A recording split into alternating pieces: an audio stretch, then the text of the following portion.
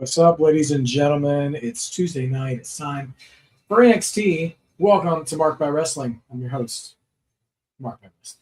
So let's start the show. 2 title matches. You know what would help if I spoke into the microphone? Hi, everybody. Happy Tuesday. Let's watch NXT. We've got 2 title matches tonight. Logan Paul has made the opening crawl. Sorry. 2 title matches. And 1 number 1 contenders match for the NXT women's title. We're going to find out who officially has next for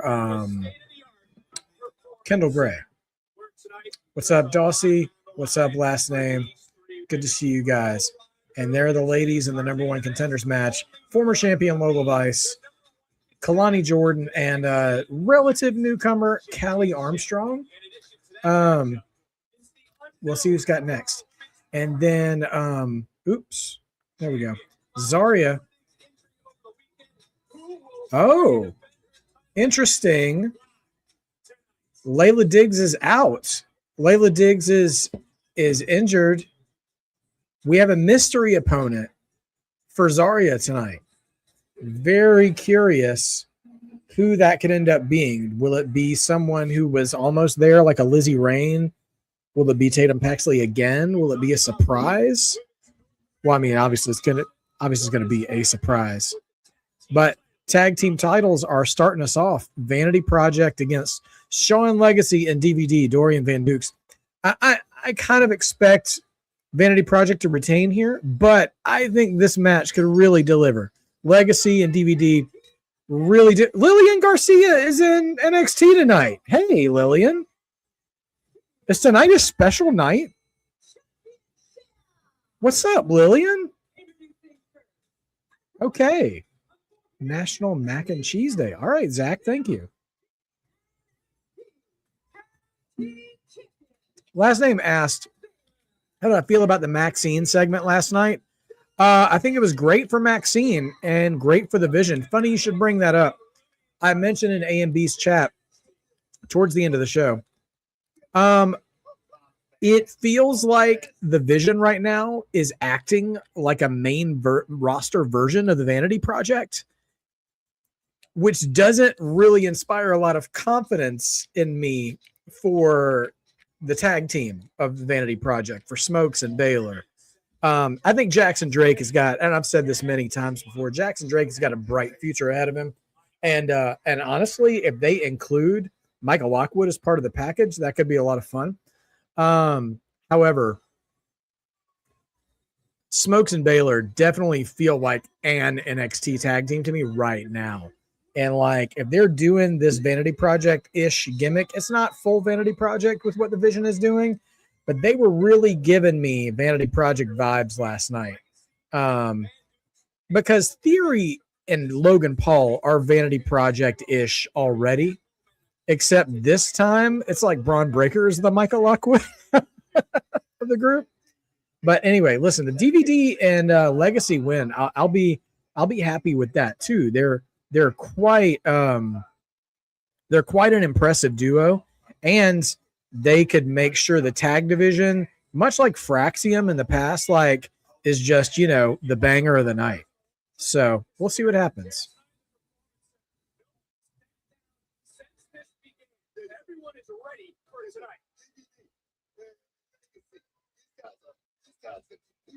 You never noticed that Pete Dunne didn't wear it? Yeah, Pete Dunne was a no knee patter, just like Jackson Drake. I hope that doesn't become more of a thing. All right, tag match has started.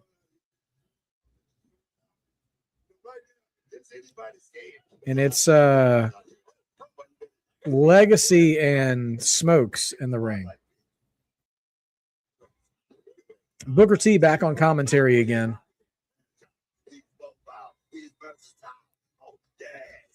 Here's my question. Do you guys don't think they will rush Nikki Blackheart or Raina Vulcan into the ring with Zaria tonight, will you? If you guys are just joining me, Layla Diggs was scheduled to wrestle Zaria for the North American title and she has been scrapped. They said that she had a injury over the weekend, I guess. I didn't hear anything about this. And she is out of tonight's title match. Jackson Drake and Tavion Heights tonight, by the way. That also could be a really fun match. Those two guys' chemistry could be something very interesting to behold. International sensation over the weekend was out with California supporting Belgium in the World Cup. The Belgian soccer team invited him to come out and watch and compete. And he's carrying that same energy that this man. Drop kick, cover, count, kick out. Let's get to the DVD and get the job done because this guy's an athlete, man. He's not just about he can get a big giant man. You know, back to textbook tag teams. Yes, Harley being one of the greatest to ever do it. Are you surprised that the challengers have such good chemistry? This is like the third match booker they've ever worked together in. And they have a tag team title opportunity. Just like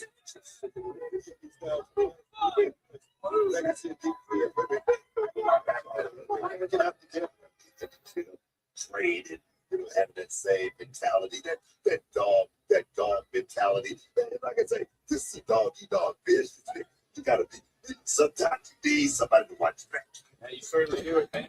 Yeah, so a few developments from Raw last night. Big Cass on his way back to WWE. The date in question seems to suggest it'll be the Raw after SummerSlam.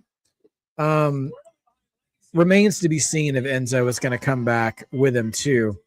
I'll say this: currently, this current state of affairs, I like the vignette they made for Big Cass. I like the idea of Big Cass as a solo act without Enzo and him getting sort of a rebrand.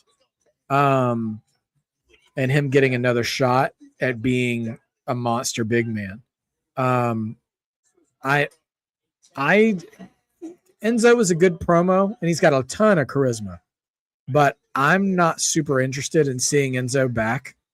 So if they bring them back as a duo, they better not be a nostalgia act, or else they're going to be gone the way of Rusev or whomever that comes back, and it's just going to be like in the third match on Raw, and them not doing much after. It's that sort of AEW effect of like we're gonna have this big time debut, and then 3 weeks later it's going to be like yawn, so much for that. So I think they have a chance to really do something different with Big Cass, and I hope they do. Whoa! What a springboard! It's not really an Asai moonsault, but the vertical Legacy got on that. Oh, okay. So DVD had they did the old LWO bit, the Del Toro and Wild thing where they sprung the ropes on the jump. Legacy's man, he made Montez Ford look like King Kong Bundy there for a second with how much vertical he got. So we're picture in picture in the Marked by Wrestling territory. How are you guys doing? Are you guys looking forward to SummerSlam? Here's a question: Are any of you guys going to be watching Saturday night's main event this weekend? I'm trying to decide if I want to figure out a way to stream that and go live for it. So yeah, let me know what you guys think. Are you guys planning on watching it? Springboard Vader salt, right?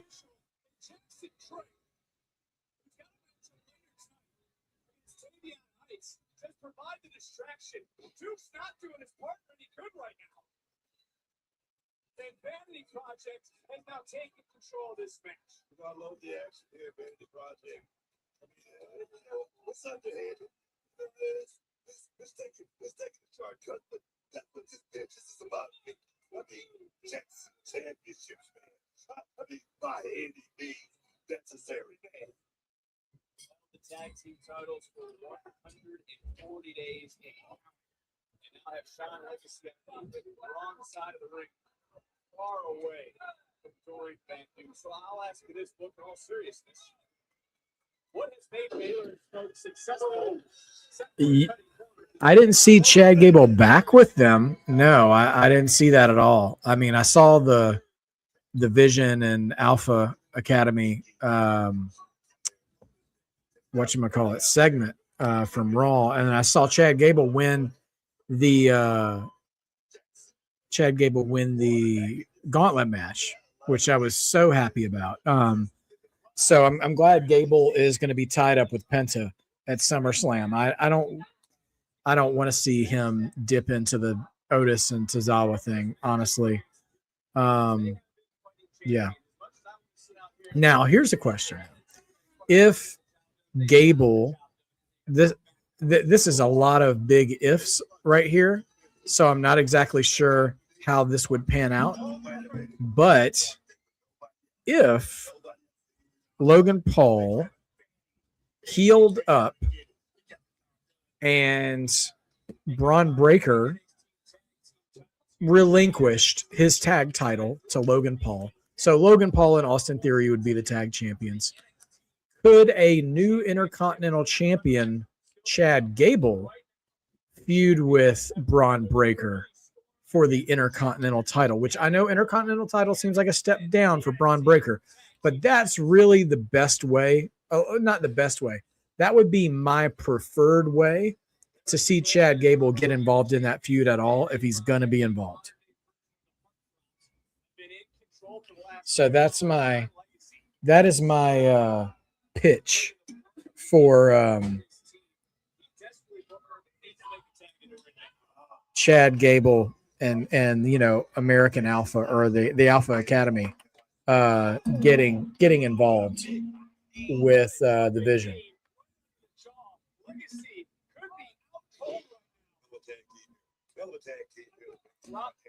Lockwood, I'm inclined to agree with you. I'm not at all panicking about the state of Braun Breaker right now. I think he will find his own way in all due time. Because right now, the problem with the main roster anyway is that there is a lot of there's kind of a logjam of main event worthy talent across both shows, right? So what they can do is try to make those secondary titles, sorry to say this, but make them great again. Like make the Intercontinental title great again. I'm all for that. And have Chad Gable be a real fighting champion. And then guys like Braun Breaker or Bronson Reed, when he returns, would be a viable challenger. Like, I miss the days when Mr. Perfect and Bret Hart were IC title contenders. Like, anyway, great action still going on here. What's up, Swaby? Good to see you. Shamanica, hello. If I didn't say hi to you until now. For this match, I'm really enjoying it, by the way. And DVD and Legacy are doing some great stuff in here, as we kind of thought might happen. I just feel like Vanity Project's going to find a way to steal it.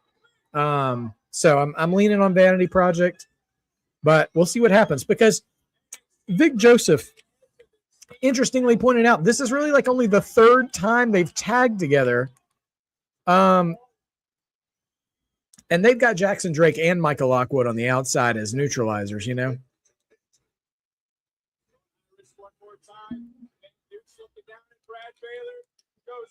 Nope, nothing off the top there for DVD. Oh, man, Baylor with a stiff elbow there. But he makes a tag. Swaby asks, what do you think about that Roman Reigns Seth Rollins segment from last night? That's a great question. I respect... Oh, spear through the ropes. But no, double stomp from Legacy saves the match. This match brought to you by KFC Popcorn Chicken. Roman and Seth. I respect both of their statuses in wrestling, legitimately and earnestly, right? I'm telling you, man, I'm not super into this match. I'm just not that eager to watch it. Roman, maybe I'm not paying close enough attention, but Roman feels kind of stale to me. I have been and this is a me problem as a fan, but I've been stale on Seth Rollins for a while. Like, and I just don't know. Legacy, by the way. Oh, Legacy with the blind tag. DVD, big splash off the top, and then springboard 450 from Legacy. This might do the trick. Oh, no. Right, a great 2.99 interruption. Chris Wrestling Views, good to see you. I'm doing great on this Tuesday night. I hope you're doing great too, man. And here's my issue with Roman and Seth is that Roman last night got a lot of credit online, at least from what I read, about how much he like bodied Seth on the mic, right? And he called him number 2, and like he's always fumbled every opportunity to really be the guy. But at the same time, Seth, he's never beaten Seth Rollins. And so, like, oh, handful of tights, only gets 2 for smokes there. And so, like, Seth is sitting here mad, like Roman Reigns has the upper hand on him. But between those two guys, like if they were having a discussion about who was the most important man in their era, then yes. But coming down to the two of them in a feud, Roman should be the one making the faces that Seth is making. And so I don't like this feud. It feels disjointed and I feel like cognitively dissonant about it. And it just it's not doing it for me. I'll probably flesh that out more if we get to talk with Just Alex and A&B Combos on SummerSlam predictions at the end of the month. But we'll see what happens. Yeah, they're feuding over the title that they created because Roman wouldn't defend his title. So it's all of it's just a little messy. But eventually the theme songs are gonna, and there it is, Vanity Project wins with their interference, as I suspected. The music is going to start, the bell's going to ring, the crowds are going to chant, and it's still going to be an event. That match is still going to be an event, and there's no stopping it. So, far be it from me to have an opinion about it, like it's going to make any difference. But still, it's just it's not one of the most anticipated matches for me for SummerSlam. Yeah, Lockwood, I'm inclined to agree. The first half or even first 75% of that match far outweighed the last few minutes of it. Miles Bourne and Tavion Heights in the building, chatting backstage. I hooked that up. I don't know if it will work or not, but just maybe help. Ladies and gentlemen, hi. Mrs. Mark by Wrestling in the house. Everybody say hi. Be nice. Don't make me start modding in the chat. Why would they not Okay, be I'm just trying to make sure that they behave themselves because they always do. nice? Right. Cam Hendricks interrupting. It's time I go to Stone and collect. Lucky for you, the Cam Hendricks health meter is at about 82.6%. But don't worry, it's going to be showtime real soon. Yeah, well, that maybe should get to you first, Cam. Okay. That boy has never. But think about what I said about those tag team titles. Think about it. All right. So, oh boy. Oh my. He looks like a young Shawn Michaels, they said. Okay. His name is Tristan Angels. He's Sure. British. Okay. The two men before, Miles Bourne and Tavion Heights, they used to be partners Mm-hmm. in a little faction together. They Yeah. both broke free from it to go solo. Okay. Miles Bourne is now the North American champion, Uh-huh. and Tavion returned, and he's not bad, but he is a bit more aggressive in his approach in the ring, and so they are still friends. Mhm. But there's a little bit of a professional rivalry chippiness to their friendship now. Okay. I wouldn't sure. call it hatred, Mhm. but they're not always besties, but they're not hating each other. Okay. And yeah, oh yeah. Also, we call Miles Bourne Baby Randy because his gear, a lot of his moves are very Randy Orton inspired. Okay. And he used to be bald. His hair's growing back out, but he was looking very Randy-ish when he had his head shaved. Okay. Got it. Yeah. And we got an ad here. Is this for SummerSlam? Oh, this is for Unreal. Who's next? That's the one. Yeah, for this season of Unreal. You hear that? Just give me a second. No one walks away. Escapes. And if I get dinged up in the middle of the match and quit, so say it about me. Man, that shot. Don't you think he always looks like him? Like a little bit. Real things happen. Yeah, I could see him as a Steiner. Everything's just so much better when she's there. What we do is vital. I'm disappointed in myself. It's not just your money that depends on it. It's everybody's money. I feel good. I feel ready. I know the work that I had to put in. Yeah, so this season of Unreal, Cena's finish of his career. Didn't he already finish his What? career? Yeah, but it's given like the behind the scenes, the recap of it. Got it. This is the Netflix documentary, if you will, of Okay. some of these moments from the past 6 months or past year. Got it. When let's see, when is this dropping? July 21st. Okay, so I have one day to binge the new season of King of the Hill before Unreal comes out. Wow. Yeah. Okay. Well, good luck to you. Yeah. Chris Wrestling, your commercial break is showing you pimento chicken sandwiches from Chick-fil-A. I mean, that sounds good, and I've had it, and it's good.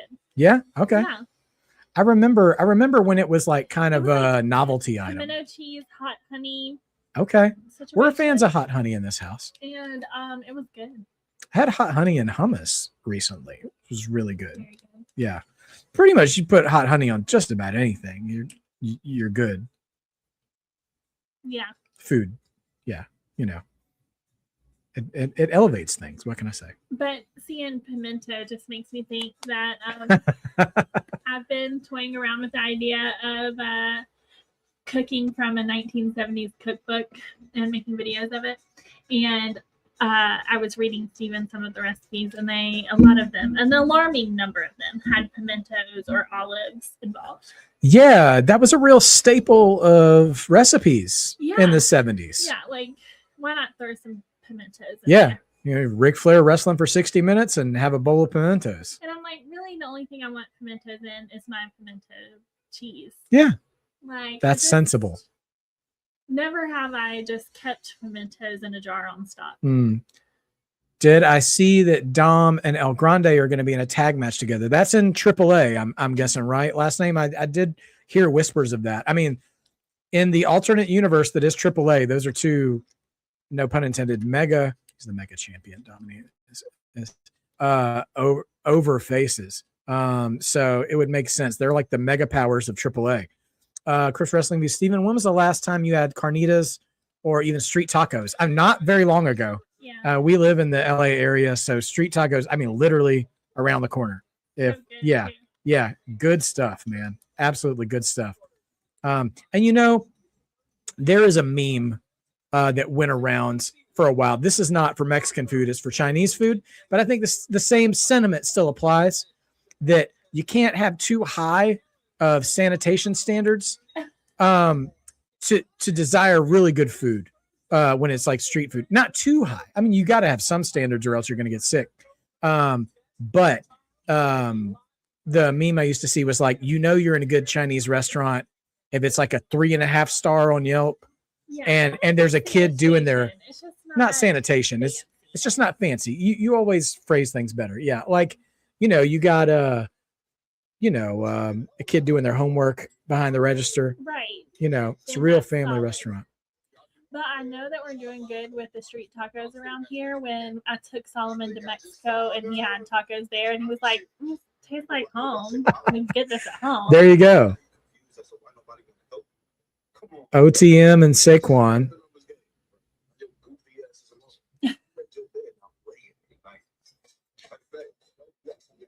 He's having the anti-Chad Gable experience. Oh, here's Birthright and Stacks. You got your lines split between here and AAA, and y'all have a should be a little bit more worried about it. So you tell me, the Bronco let you know before he ran off to AAA without you? He didn't, did he? You know why he didn't? Because what he's doing in AAA is for his family. Let's be honest, you got a really good family to have you. So he's already got a family. His little brother JJ. Hey, watch your Lexus King sowing seeds of division with OTM. Fact is, you guys need to quit coming for us. This is something y'all need to settle between yourselves. It looks like the first cracked in the foundation of those food, those. Oh, so nobody worry about those. Yeah, Shamanica, you know how we are. Stacks he's birthright by marriage. He's no Santino, no Pillman, no Regal, no Finley. Oh, here's Tristan. He's been in the makeup chair tonight. Shout out to CT Hill. He's a Bulldog fan. Okay. So dogs. yeah. Need to go get some street tacos probably after work. But yeah, I feel you, Chris Wrestling Views. When it hits, you gotta do it. Yeah. Last name, yes, we are looking forward to the football season coming up. He's an Oklahoma. He's an Oklahoma fan, but you know what? He's an SEC guy. So we're unless it's 1 week in the season. And it's actually our son's first year of playing high school football, so we're super excited about that too. Like to move from youth football to high school football. Yeah. So things are changing in our house for sure.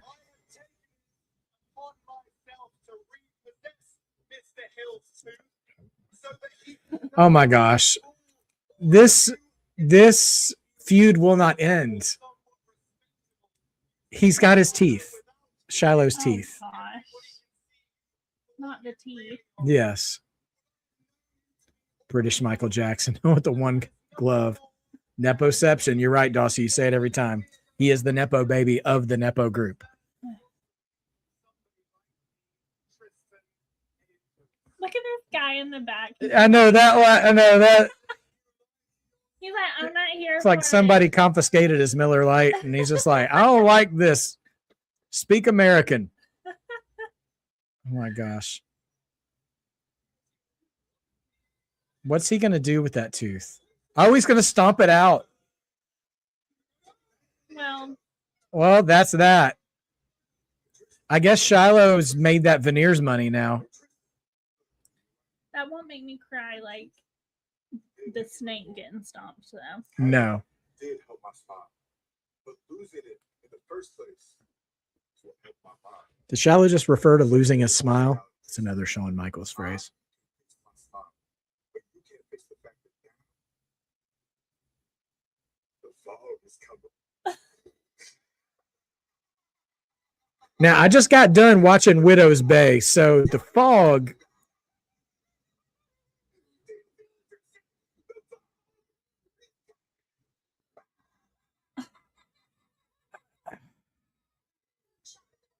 You're not digging it? I don't know yet. I just kind of wish a living South Park character.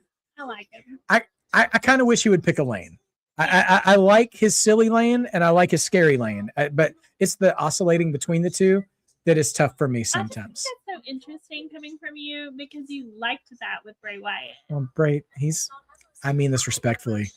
He has yet to be a Bray Wyatt for me. No, for sure. But I'm just saying, like, I remember during the reign of Bray Wyatt that you were like talking about the creativity of his characters and like how people needed to be ready for that and like blah blah blah. We need something different, and that this guy's trying to be different, and you're stomping on. I'm not stomping on his dreams. Tristan Angels was stomping on his dreams. No, he's stomping on his tooth. Whatever. Like, all right. So it sounds like.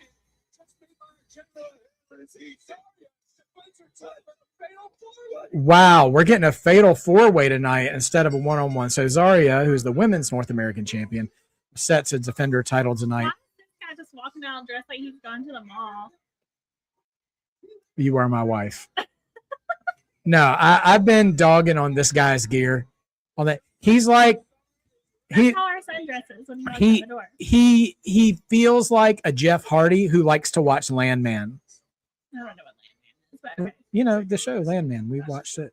Me? The Billy Bob watched Thornton, the it. oil show. Oh yeah. Yeah. We only watched a couple episodes, but like, sorry, if Jeff Hardy watched Yellowstone, Okay, that's what it kind of feels like. gotcha. Interesting. Yeah. Who was trained by Taker? Last name Tate Wilder, or Shiloh? I know Shiloh came from LFG. I can't remember whose team he was on. So we got Zaria, Izzy, Lizzie, and Nikita. Oh gosh, that's a rough group. I want Zaria to retain there. And I mean Lizzie, I wouldn't mind Lizzie winning. She's pretty cool, but He's in Shallow Hill. Shiloh. Okay, yeah, Shiloh. Okay, yeah. See? He was trained by You the should Undertaker. like him. Okay, well, listen, I don't not like him. And the thing was, never mind. It doesn't matter. All right. So Tate Wilder taking on Naraku. I don't think Tate Wilder is going to be getting through this one. We'll see. We'll see what happens. Oh, scary. And you know what? What? Pull the curtain back. This man, Naraku, is married to Io Sky. Oh, They got married recently.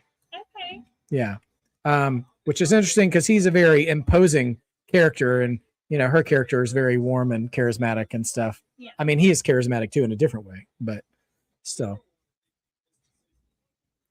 I think Tony's going to cost Naraku.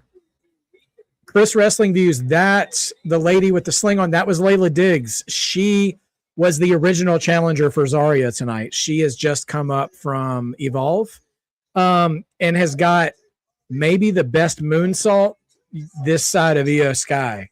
Her elevation on moonsault is inspiring. I do not like these pants in the rain. Well, he very much looks, he doesn't even, there is something specific about the gear that doesn't even look like, You could wrestle. it doesn't even look like Jeff Hardy trying to wear pants. Like his still look like, oh, well, they're wrestling gear looking like pants. Yeah. These look like actual pants. Like they could probably split in the Right. match. Right. CT Hill, especially after what happened last night on SmackDown, it's obvious they planted the seeds, Nick Aldis, to get in the ring with Gunther. Yeah, I mean, that seems like the direction they may be going with for Gunther at SummerSlam. I don't even mind. Oh, Mercedes and Toro Mordos got married, huh? Well, good for them. I didn't know that happened. It's Layla and Nikita are together. She's going after Nikita's title. Oh, really, Shamanica? But they're still they're technically in the same faction on NXT. Man, I'm telling you what, these crossing of the streams on different shows is tricky. Because it seems like AAA stories are now starting to bleed into NXT now too with OTM.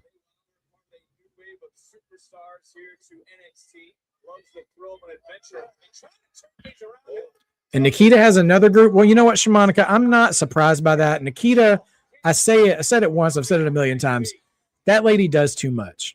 She is do too much is her gimmick. I will show you her when the match comes. Okay. You'll be able, I won't even have to tell you. If I just put my hand over the screen and cover up the name cards, if I just say do too much, you will be able to tell which one it is. Okay. Like, you know how everybody in wrestling, they'll come out, they'll do their little pose or throw out their catchphrase. Wrestlers in general do too much. But okay. Okay, but typically your standard operating procedure wrestler comes out, does their little emote, so sort of Sure. maybe throws out their catchphrase. Well, imagine a lady comes out and she does like all of them. Okay. You know, she just has a lot going on. Okay. Doing too much. Yeah. She needs to pick a lane. Yeah, for sure.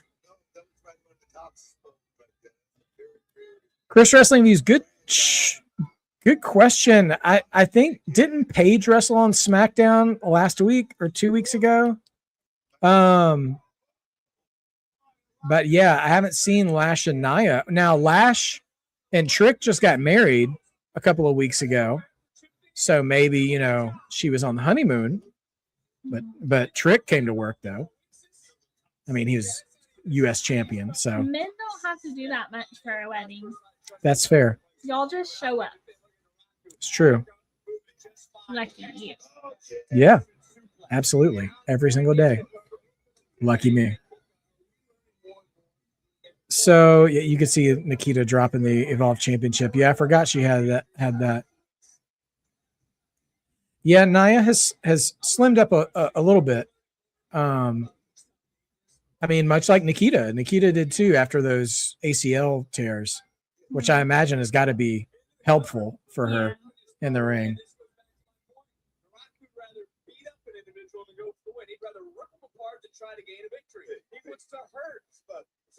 And also wrestling pants man, Tate Wilder. Yeah. He's had a bit of a character flaw the past few weeks where he has a good opportunity to win, but he like just tries to do something one too many times and it always costs him. Like he's a little stubborn, a little headstrong, and it almost ends up costing him.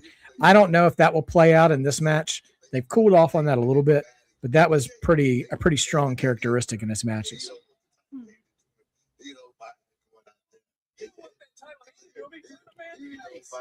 While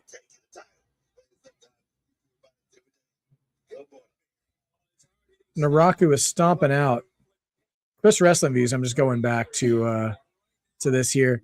Have you ever noticed when you get takeout from a Chinese restaurant and they tell you 10 or 15 minutes, you can literally be up the road and you get there and they already have it ready? Listen, man, Old Faithful, Old Reliable, man. The small town in Georgia we're from originally, you know, small Chinese restaurant.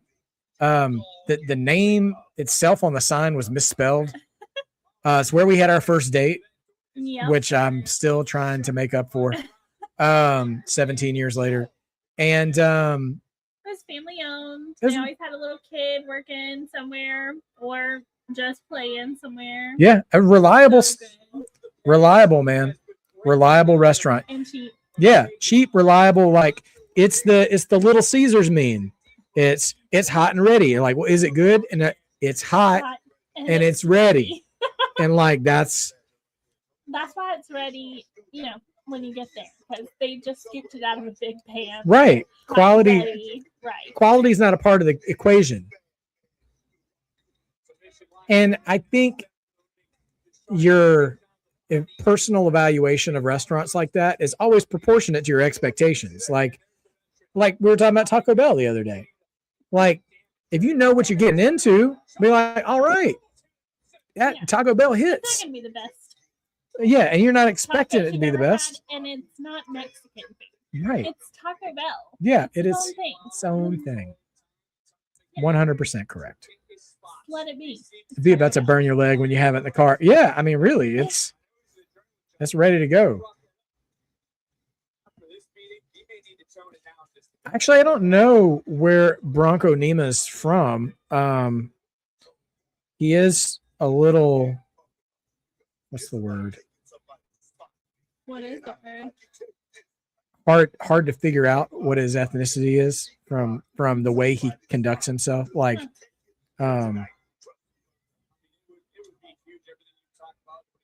let's see.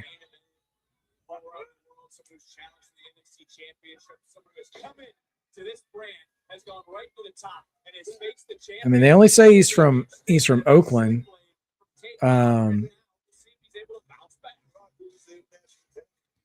Yeah, I mean, there's not actually. Is he? I feel like one of them though. I can't remember if it's Bronco or Lucian. One of them does like represent like Puerto Rican colors and signature insignias on their gear from time to time. I just can't remember which one of them it is. when they do. Do we hear that Meechin and Keith Lee are officially divorced now? I did hear that today, that apparently that's been a thing for a while. They just kept it quiet. I mean, Meechin's been steadily on SmackDown for a while, and Keith Lee, man, I hope he's good, man. Like, he hasn't been in the public eye really for years. Like, he was in WWE for a little while, and then after COVID, he left, went to AEW, the other company, was utilized there for a little while, got shelved, and just kind of never came back. I feel like I only know Keith Lee, like the food review guy. Right, and he looks the same far guy. no. He's like a he's got almost like an Obafemi vibe. It's just a large man. Okay. Yeah.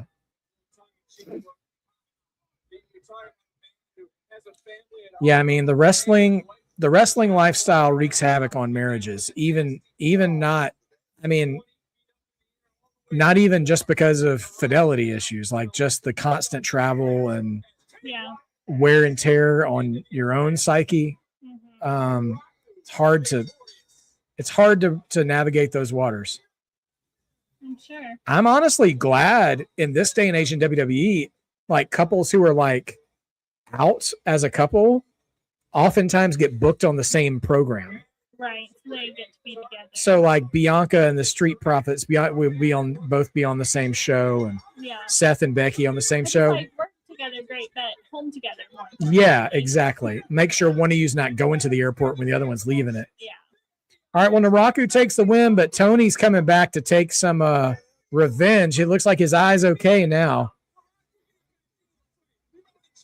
And here come the indie wrestler security guys. Oh, red mist. We got a red mist, folks. 23-19. All right, so we're going to be headed toward a grudge match with Tony and Naraku at some point. All right, so here's our fatal four-way. Izzy Dame, Zaria, Lizzie Rain, Nikita Lyons. Oh, yes, Lillian Garcia is in the house tonight doing the announcing duties for NXT, which I don't know why. Like they came straight out of the 80s. Yes. Love that. Yes, very much. Such a vibe. Yes. Yes, Swaby. So I saw a screenshot. I know nowadays you can't be too sure about screenshots you see, but it seems as though Meechin or Mia Yim confirmed it on her social medias, like in replies to comments that left at her. That like, well, that they had been divorced. Like, not that it was something new, but they had been. So yeah. Why? Yeah, back when Tiffany and Luke were, yeah. But now El Grande is on the same show as his new lady, the AAA announcer. What's her name? Andrea? Yeah. The officers in Oba last night. Yes, that was so great. Seeing Obafemi just toss around Dallas police officers. Well, so Brock Lesnar and Paul Heyman showed up to taunt Obafemi when he wasn't around, and they brought in Dallas police to put a restraining order on Oba, saying you can't come within so many feet or whatever. And Oba comes out, and he's like, you're going to stop running from me. And so he just starts dropping the cops and literally like eating them out of the ring. And then they made their escape. Okay. And for what it's worth, I'm glad narratively that they have finally fed Oba the line that, what is it he said to Brock last night? You used to run this place, now you just run away. Like, Brock, since WrestleMania, has behaved like a different version of Brock Lesnar, and commentary, in my opinion, is not doing a good job of reinforcing that reality that he's been attacking Oba from behind. He's been cheating. He's been low blowing. It all very cowardly, like I call it Miz-like wrestling. You know, the kind of heel that that cheats to win because he knows he's outmatched. And Brock has never needed to treat an opponent that way. Yeah, I was just about to say that's an interesting thing for Brock to Yes, and Oba is really the first guy in a long time that would draw that kind of insecure behavior out of him. Yeah. And I feel like they should do more to bring that to everybody's attention. Kind of like how they said these Netflix original movies now will hammer the point home now because they assume everybody's on their phone, not fully paying attention. Yeah. Like, I think they should say the quiet part loud a few more You're times. probably right about that. That needs that same like idea needs to translate to wrestling. Yeah, for sure. People don't. Because some people are watching their favorite streamer at the same time. Right, obviously. Yeah. So As they should. yeah. 2 of the officers were from Booker T's wrestling school. Oh, that's so cool. I'm sure they could get some actual officers who'd like to volunteer, but they could be allowed. Yeah, well, I was about to say, I'm sure internal affairs or their HR, whatever it is, like, No. we're not paying out any workers' comp for Right. this. No doubt. No doubt. Oh man. Well, so we're building the SummerSlam card since it's a 2-night event. I'm expecting probably close to 12 matches over the 2 nights, and we're about halfway there right now with the booking. So, of the matches that have been announced, what are you guys looking the most forward to at this time? While I'm saying that, I'm gonna just bring up the card as it stands. Right. People doom scrolling like Steven's doing right now. Yeah, absolutely. Doom scrolling during NXT. Can't have too much joy in my life. No. So current matches announced. We have 6 matches on the card right now. Liv Morgan defending the women's title against Io Sky. The Hell in a Cell 3rd match between Obafemi and Brock Lesnar. Obviously, that's a big one. Roman Reigns defending the title against Seth Rollins, which is highly anticipated for a lot of people. Penta, the Intercontinental Champion, defending against the winner of last night's gauntlet match, Chad Gable. CM Punk, the new WWE Champion, defending against Cody Rhodes 1-on-1. And a 6-man tag of the Bloodline, the Usos and Jacob, versus LA Knight, Solo Sikoa, and Royce Keys. So that's what we've got so far. I'm definitely looking forward to Oba Brock the most. I'm very interested in seeing more of the build with CM Punk and Cody, because I think that match could end up being very interesting too.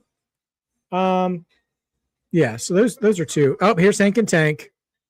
Love them. I know.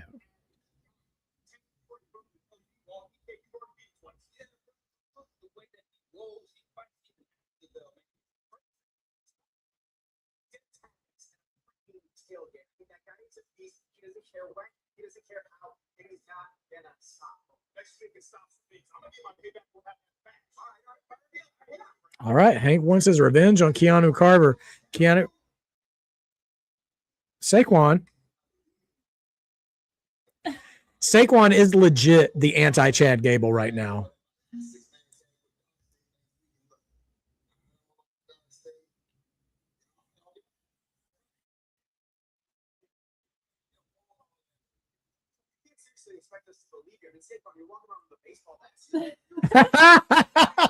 Saquon hiding the bat.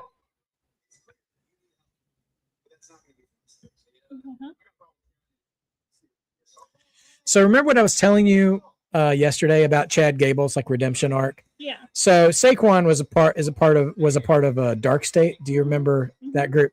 They kicked him out. He's a good guy now. Okay. But he's kind of trying tonight to do similar Chad Gable things, except nobody's buying it. So, yeah, everybody's got a long memory when it comes to Dark State. Yeah. So, yeah. You've read that Stephanie Vaquer could return before SummerSlam. If she's ready to come back, great. That means she's healed up. She's not injured anymore. But I would save her for after SummerSlam at this point. I think it was her foot. Yeah. Okay. Here she comes. Lizzie Ryan. See, 80s. Yeah. She definitely I'm actually going to date myself here a little bit because I don't know how old some of you guys are, legit. But she looks like one of those created characters from Guitar Hero. Uh-huh. I think seeing her Tron graphic feels very Guitar Hero. Or she could have dated what's his name in Stranger Things. Oh, Eddie. Yes. Eddie's girlfriend or something. Stranger Yeah. Things. Yeah. Chrissy, wake up. Well, Booker's a fan. Her shoulder, okay. Her foot was in a boot for a while, George, before she disappeared. So I think I'd forgotten about the shoulder injury too. Oh, we didn't get a Nikita entrance. Well, now we didn't get to see all of her extra.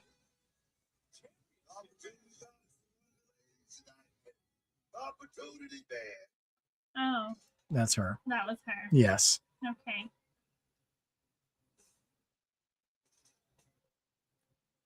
All right. Here comes Zaria, the North American champion.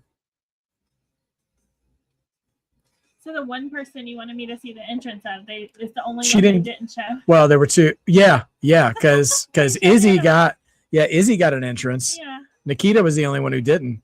Shamanica, just I trust. You'll see it in the ring. Truth.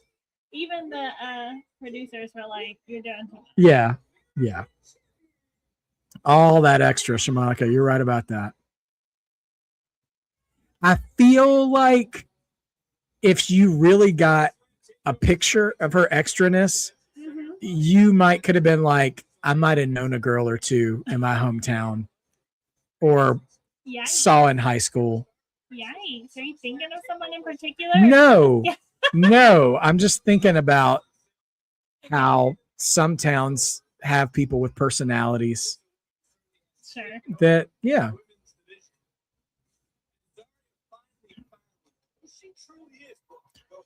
Swaby, I'm a big fan of that for NXT, man. I love that because I have noticed much fewer breaks tonight so far because we're coming up on the halfway point of the show. So, and I only really remember one proper commercial break. George, if Zaria wins, I wonder how long Layla Diggs is out. They might just circle back around to her if she's ready.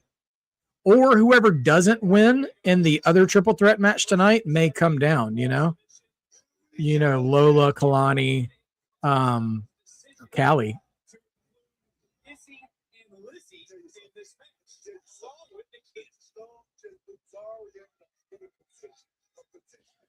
Yeah, Shamanica. I mean, we tease Nikita a little bit, but she's had, oh man, Lizzie with the headbutt. Nikita's had a long road because she debuted with women who have come and gone in the company at this point, and she had 2 ACL tears, didn't she? Went down to Evolve and then came back up.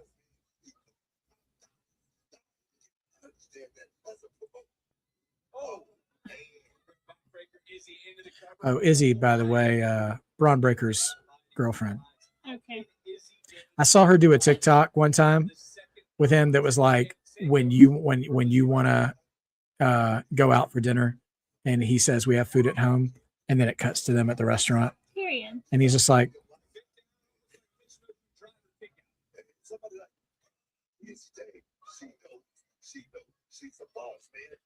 Zaria and Lizzie, I feel like as long as they took care of each other in the ring, could have a really hard-hitting feud. Like they both are not afraid to lay it in.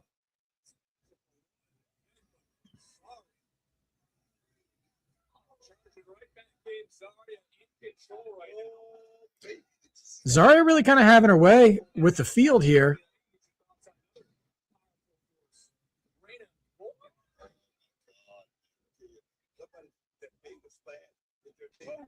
You're the fashionista. Here, tell me what you think about Izzy's leg choices here. Down here, this What do I think about the fuzzy leg covering leg warmer setup here. Yeah, sure. I mean, It's different. I think it's cute for a wrestler. Okay. I mean, I'm not wearing it to Vaughn's, but Sure. for wrestling, I think. Fair enough. You don't like it? No. It's very distinct. Yeah. And I'm very fashion ignorant, so Got I it. wanted your opinion on that. What happened to the sound? It's an audio indicator that the TV broadcast has gone to commercial. And so what we're watching now is not actually being broadcast. Oh, I see. So I don't normally do play-by-play during this part because some level of our chat isn't actually getting to watch this. Got it. How many women were two-time NXT Women's Champion? Well, JC Jane. She was a two-time champion. And then Stephanie Vaquera was only one. Like a trivia question that would be in one of our trivia episodes. Yeah, right. By the way, everybody, new to the channel, Mrs. Mark by Wrestling has been grilling me on wrestling trivia. So I have multiple episodes of trivia quizzes I've been taking for the channel. So if you guys want to listen to wrestling trivia, come check it out and help me boost my hours up, man. I know we keep talking about, you guys have been so encouraging about trying to get my hours up. And so I'm just trying to give you more stuff to watch. So we can do that. But yeah, two-time women's champions. So let me go down the list from far back I can remember. Paige only would have been once. Charlotte, I think, was only once. Sasha, I think, was only once. Bailey was only once. Shayna. Yeah, Shayna. She was two times because she lost to Kairi Sane and then took it back. Roxanne was twice? Okay. I don't think I was up on my NXT during Roxanne's reigns. But yeah, I remember Shayna for sure. Was Rhea twice too? Because I thought Rhea beat Shayna. And then I thought, oh, Charlotte. No, Charlotte was a two-time champion because she was a champion way, way back. And then she beat Rhea at that WrestleMania for it. Because I don't think Rhea ever won it back. I think that's when Io won it, right? They were all in NXT. Yeah. All these women were in NXT at one point or another in their careers. NXT as we know it. Like Charlotte and Becky Lynch and those ladies were kind of the first real high level ladies class to come through. Okay. Yeah. Cool. That are still around today. Yeah. I mean, some other ladies, come and gone that were with them, but yeah. Hey, Celeste, having a great Tuesday. Hope you are too. Yes, Charlotte. So we got Charlotte, Shayna, JC, and we'll see if we have any more. That's quite a rarefied air. Those three ladies.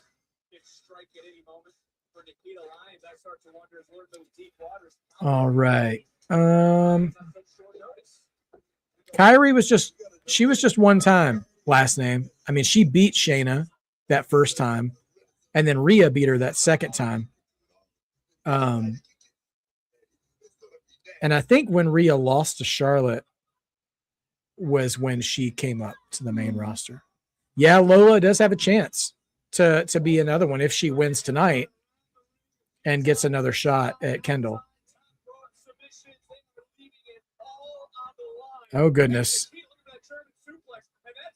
That in more than her night. RT Rick in the house. Good to see you. See, like Nikita's sell on that. Yeah. Just a little appetizer of her extraness. No, I don't think Mandy Rose was. But I could be wrong. That early NXT 2.0 era, I'm not fully educated on compared to some of the other eras. So Did you get it together? I'll We're try. trying to have a professional channel here. I mean, we were, in the process of moving across the country and stuff during those days. So it's a little tough to stay up on things. Excuses. Gosh. All right, Zaria and Izzy battling things out. Lizzie on the top rope, though. 2-1 drop kick. She looks like a lunatic. Got it, George. Yeah, and I remember her unifying the NXT and the NXT UK title. But yeah, that was it. Oh, and Roxanne. Yes, Dawsey. Remember those days? Big spine buster from Lizzie. Those days when Stephanie was the double champion and Mandy, God bless her, didn't know the difference between double and unified. That was an interesting week She does have a little bit of a Sherry Martel look to her, RT. Lizzie. Oh, diamond cutter.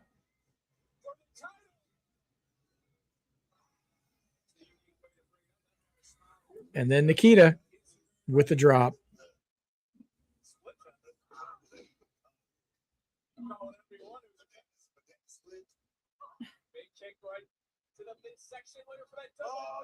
Oh, clean double underhook powerbomb. Scott Steiner would be proud of that. She was quick and clean with it, too. That was a snap.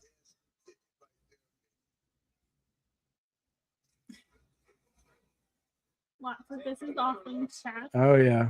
Champ. Yeah, Chris. I mean, I think Lizzie has the most upside of all the challengers in this match.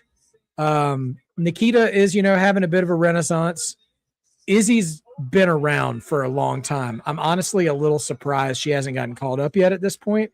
I mean, I'm not begging for it because there's a lot of ladies who just got there.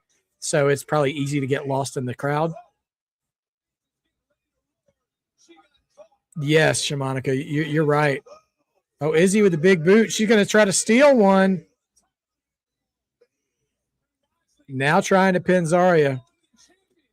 Is she going to try to pin Nikita now? Come on, there we go. Nope. She's so sad. Yeah. She's like, why isn't anything working? Why do bad things happen to good people? Gosh. Last name, if Enzo showed up. Oh my gosh. Could you imagine if Enzo and Cass were the tag team to help Sugars? That would be wild.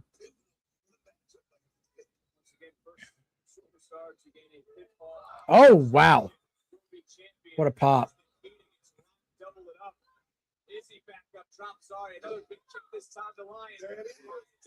Oh, there's Lizzie. Oh, she just grabbing her and tossing her. Oh, no. Oh, backstabber. Going choke slam. Okay. Zaria saves it. But last name, I don't think we see Enzo and Cass in NXT. I mean, I think they're headed straight to the main roster this time around. We got a channel mascot over here wanting to bring himself into camera view. Here, well, you want to say hi to everybody, buddy? Hey. This is Lad, everybody. Our channel mascot. No, I don't think Big Cass. I think he's just going to debut as himself now that they've run the vignettes, because they ran a vignette for Big Cass last night during Raw. So I think he's just going to show up. Ooh. Headbutt City. He's like rubbing on the microphone. Oh, gosh. He's like, I have commentary too. Whoa. Springboard into his German suplex. Code breaker. We're getting into a second or third gear now in this match. So far. Yeah, big spear from Zaria.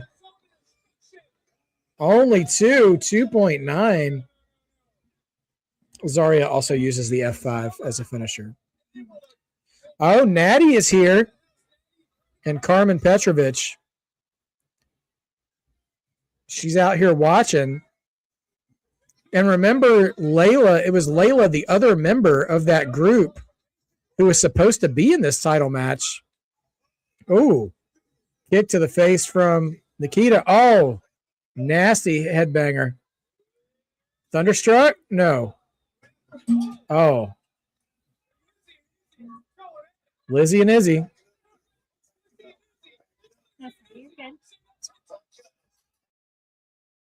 Oh, no. Zaria about to get interfered. Oh, Miss Parker's here. She ain't done with Natty. Big spear to Carmen. Blink and you miss it cameo from Jada Parker to neutralize Natty. All right, Nikita. And big spear to Nikita. She's going to get an F5 on Nikita.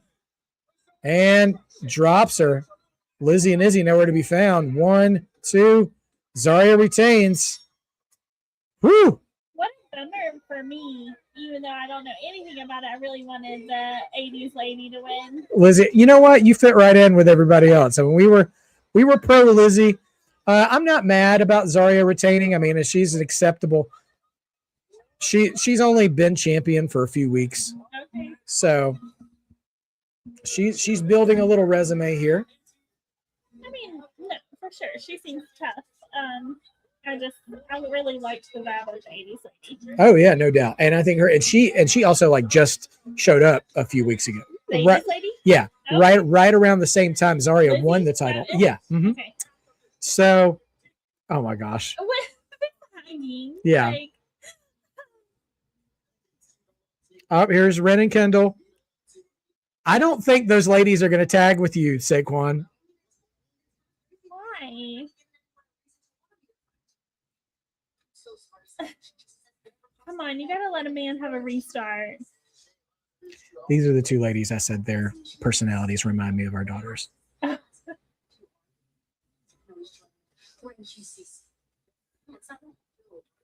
But if you win, we have the best way to celebrate here.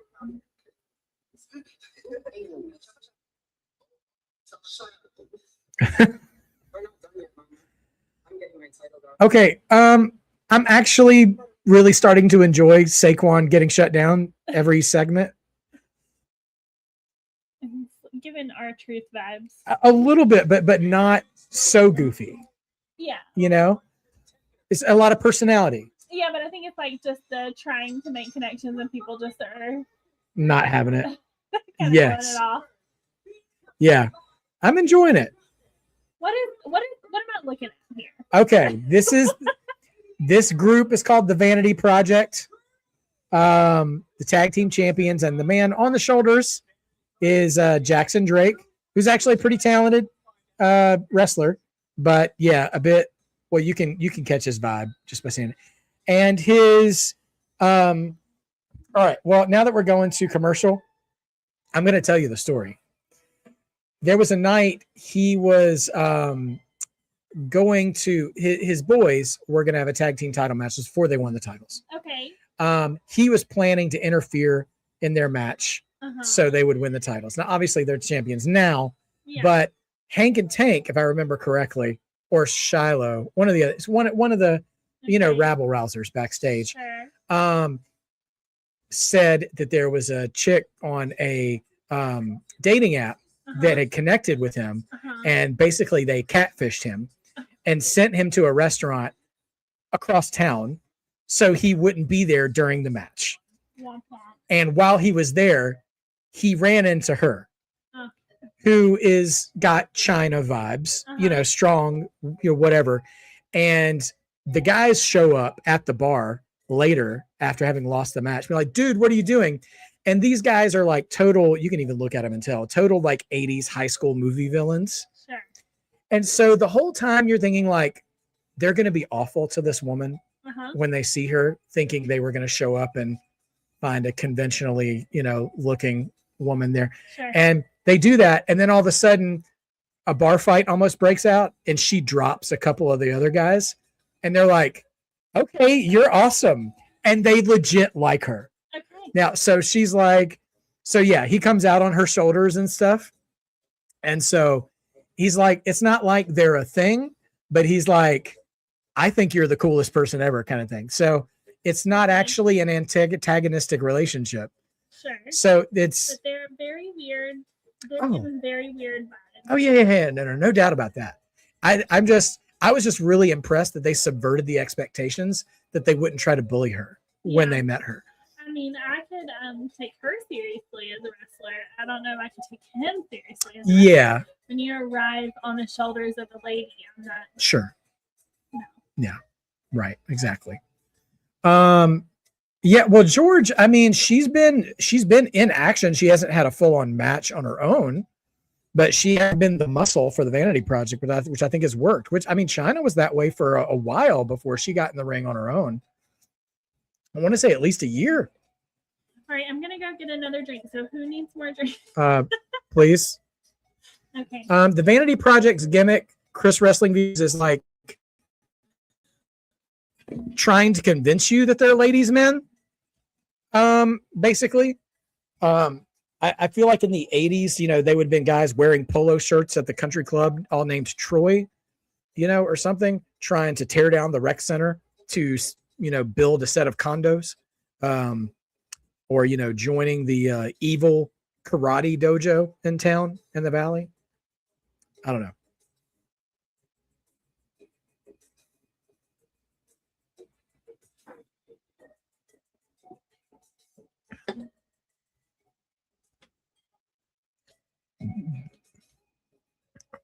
Well, and so that's they all know golf, right? Seriously. Well, Chris Wrestling Views, I think conventionally speaking, you'd be right, which is in a weird way why I actually kind of enjoy the Vanity Project, is you would expect them to have like a Carmen Petrovich or an Izzy Dame or a Nikita Lyons as their lady muscle. And so the fact that they really made a left turn and, went with an unconventional choice for their group dynamic, and the fact that they're all into it, kayfabe wise, I think is really, really cool. You can't do that all the time. It's like Matt Damon said in Rounders, when he was quoting another poker player, you can shear a sheep many times, you can only skin him once. So that choice only works on a rare occasion, but I think when they pulled the trigger, it worked well. But I do see what you're saying about Carmen Petrovich. I mean, on a superficial level, she seems more like their type.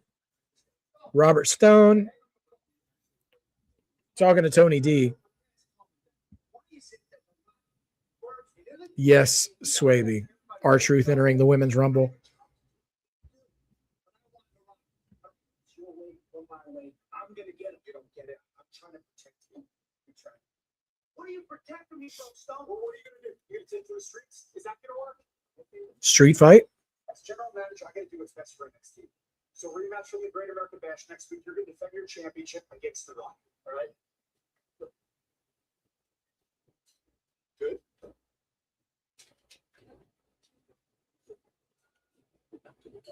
That's 7 days away. I'm not waiting. Okay, we're getting Tony D and Naraku in a rematch. And Tony said, a weekend enough time. I'm handling this business now. Here comes Tavion, the challenger for Jackson Drake tonight. Will we see an appearance from Miles? Time will tell. It should be a street fight, George. I mean, I thought they were teeing us up for that. That's probably what's going to happen, right? They'll probably attack him in the parking lot tonight, and then Stone will make next week's match a street fight. I probably. I'm for that. They need to escalate at this point with all the misting and everything. Miles and Tavion as tag champs, actually, that could do something, George. That could have some motion to it. Especially if they're cooling off of OTM, apparently, to take Bronco to AAA.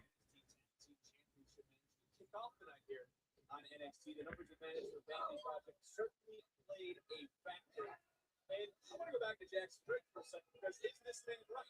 Heights' only defining victory was a fluke.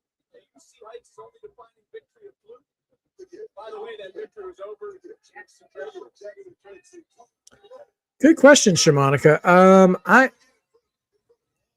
Because they had the bash in June, and they haven't really. I'm guessing they might do a special episode of TV, maybe. Because they haven't even announced. They have Heat Wave coming at the end of August, because that's supposed to be the same day as the AAA show. So surely they're not going to do nothing all the way to the end of August, but maybe.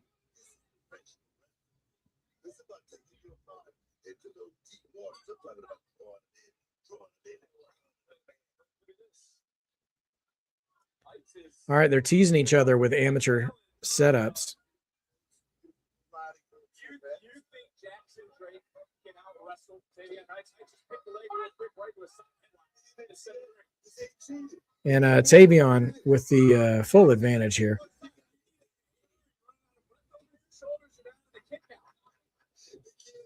that body was. Front face like how? Well, that would be a point for Jackson Drake. Would it not be a nice little counter? I'm talking about the take you. I don't know whose side you're on. Tried to steal one right there. I like that. I like the kid's thinking. Finally. Yes, this one. You got to agree with Budapice to man up and apologize to Miles Morton. Saying he was wrong, he was sorry. Yeah, I can see that, George. He doesn't want to roll the behind his bill.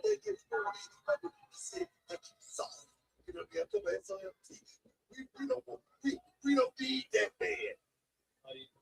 Kind of have the feeling though that I team with the market. Maybe win gold, maybe win the NXT tag title. I mean, big back suplex from Tavion. Only two, though.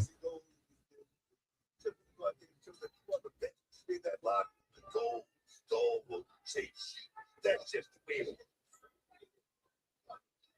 Tavion talking a little bit of smack and just catching. Oh, nice. Hmm. Jackson Drake. Man, big boot by Jackson Drake. Like Tavion Heights. This kid's head hard to reach out. This kid was looking up at the light. What the hell? Jackson Drake, a former Men's of All champion. Oh, jeez. Man, overhead suit belly to belly. And Jackson Drake goes crashing into the corner.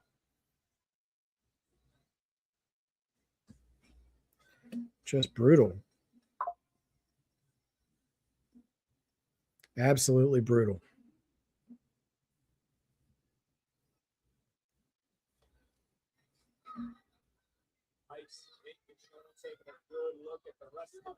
And the match continues picture-in-picture style.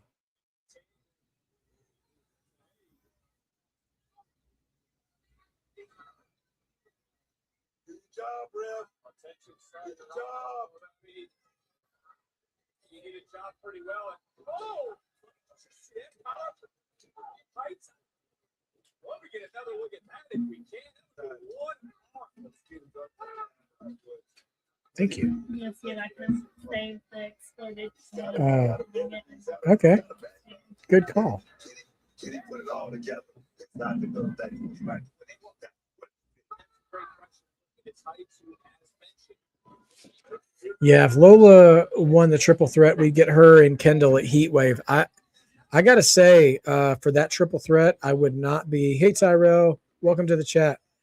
I would not count out Kelani Jordan tonight. She's been gaining momentum, and she's also, had some really contested bouts with both Lola and Kendall. So there's a real chance she could finally get her one title shot she's been wanting this whole time and just coming up short on.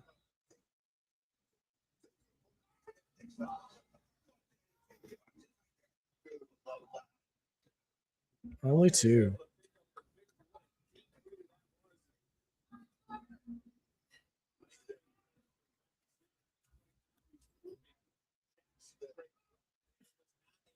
Dragon Sleeper applied by Tavion Heights. Wrestling with his gold chain. I know that's a bit of a look, but it just feels like that's got to be a bit of a hazard. Yeah, hopefully it's like a breakaway chain. Like Yeah. a dog collar, Yeah.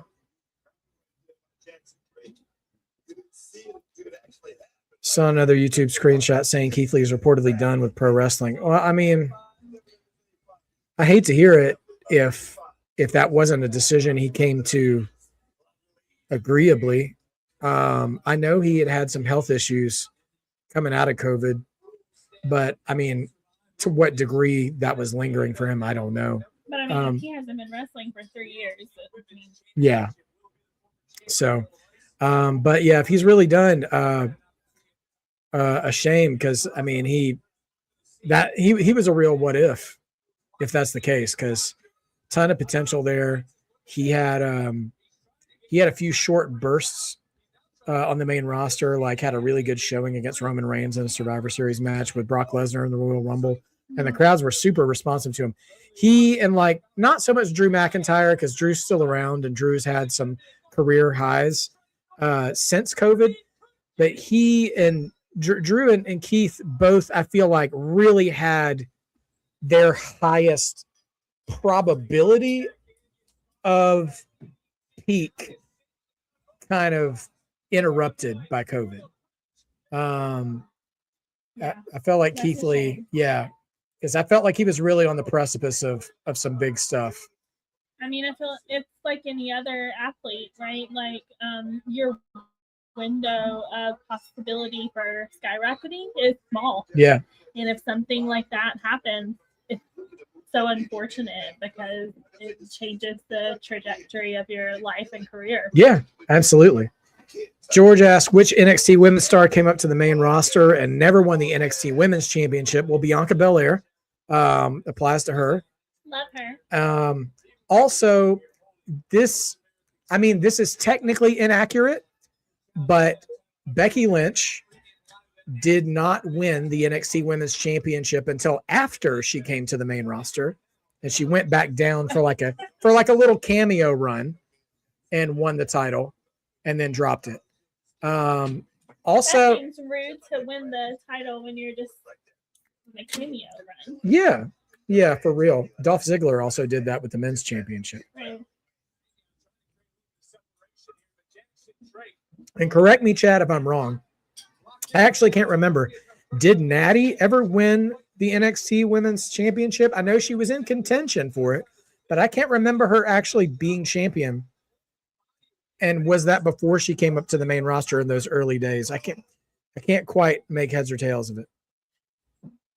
Nia, yeah. Nia did make Becky, yeah, by accident, but she's catapulted her to superstardom by accidentally breaking her face. Yikes. And concussed her during a fight, like a big brawl with lots of women. And Becky got out of the ring with like her crew and was cheering, like posing with the crowd, and her face was all bloody and stuff. And it just made for like this cinematic. Yeah, well, that's where the man kind of started. Yeah. And she was never the same after that. Sorry, and this is neither here nor there, and solely just my opinion, but I really don't like it when the men wear just white undies.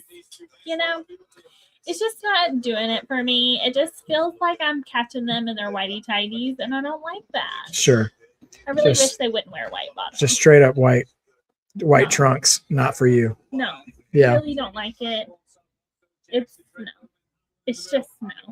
For a different reason too, not for the reason you're saying, but also, you know, it really like gets on my nerves too, is when a wrestler who normally doesn't wear white a lot, wears white going into like a street fight or a grudge match, because it makes everyone think there's going to be blood in that match, and it doesn't happen. Oh yeah. And I'm like, well, what are you doing, man? What was the white even for?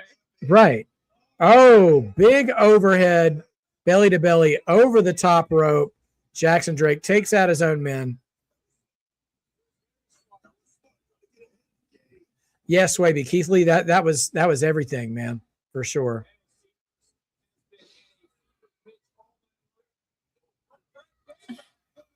Brad Baylor catches some hands. Last name, I saw a couple of clips of Ethan Page with Chris Van Vliet. Oh, wow. Jackson Drake steals a win. Tavion is not happy. I'm telling you, man, Jackson Drake is on the come up. Y'all got to make peace with it and get ready. I'm not saying that I'm necessarily happy about it, but all the telltale signs are there. Maybe before the end of the year, he might be in title contention. No. Yeah. Also, the men's division, singles division is not at its strongest right now. All at one time, Trick Williams, Obafemi. He can't even take himself seriously. He looks like he's about to start laughing while he's trying to cut his promos over here. Yeah. Here's this is Reina. Because history has a sound, and it sounds like barriers breaking. It's a sound of generations finally being represented. Nature doesn't ask for permission. It doesn't apologize. It doesn't care who gets swept away. And neither does the first Dominican superstar in WWE. You see beauty, you mistake it for weakness. Que girl. You judge the cover because it's less scary than accepting its never. While you're busy admiring the view, you never notice a volcano waking up in the church. I wasn't born to meet your expectations. I was born to destroy them. Okay. People remember the name Reina, not because I begged for a seat at the table, but because I flipped the damn table over. Where's my mac and cheese? I won't negotiate, I won't compromise, and the greatest disasters don't have systems. By the time you realize what Reina really is, your favorites will be buried beneath the recognition. In this division, will belong to you. I am Reina Lola. I am the force of nature. NXT isn't going to survive. It's going to suffer. I'll make my debut next week. All right. Well, gentlemen, you were discussing she's debuting next week. So we're going to get Reina next week. All right. Callie, Kelani, and Lola. They love some K names and some Z's in the women's division. Lizzie, Izzy, Zaria. Well, we'll see who they match Reina up against. I'm afraid it's probably going to be like Thea Hale, and she's going to like break her into pieces. Too, George. Yeah. She was intense. Yeah. Give us your, Mrs. Mark by Wrestling is sort of our representation of the casual fan. So we get to, see the product through her eyes. So tell me your thoughts on the Reina Volcan No, I promo. liked it, but at the end I was like, oh, is she supposed to be a bad guy? Because I wasn't getting that vibe at the start. But it seems like maybe that's what they're trying to go for with her. Based on their wording there at the end. Yeah. And I'm like, I believe her as intimidating to another wrestler, but I don't really believe her as like a bad guy, I was more like, yeah, go ahead, girl. Like strength, power, whatever. Sure. But not like mean or bad. So I was kind of like at the end, I was like, oh, is that what we're going for? So there's a term they use sometimes in wrestling. I mean, not like on TV, but in our chats and stuff and on the internet stuff called a tweener, which is you're not really a good guy or a bad guy. Mm-hmm. You just kind of are who you are. Uh-huh. And you might slide on the scale depending on who you're matched up with a little bit. Yeah. And that promo felt like that. Okay. To me, I don't know that the way they debuted her and the people they have mixed her up with so far does lean bad guy. Yeah. But I don't know. She might just be like, I've got hands for everybody. Yeah, and they're maybe waiting to see how the crowd receives her. True.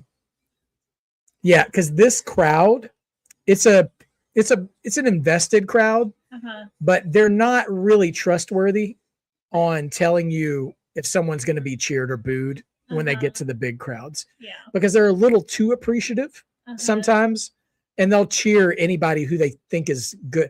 It's like a wrestling representation of people who really liked Heath Ledger in The Dark Knight. Like he was the villain.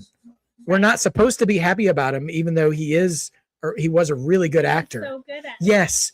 And that's kind of what the NXT crowd does. Yeah. Is that if you're good at your job, it kind of doesn't matter if you're a good guy or a bad guy. They'll sort of find a way to support you. Yeah. But don't they understand that hate is support? I think wrestling, you know what? I wish we could engrave that. Because no, really, it's I think complacency, that's not supportive. Silence is the enemy. Right. But like hate and booing and heckling, that is still support. Yeah, and that's support that certain people want to get. Right. Because actually it would be really hard to play up the villain if if you're getting love. Right. Yeah. And I do wish that more fans remembered that. Yeah. There we go. We're gonna put this. Hate is support.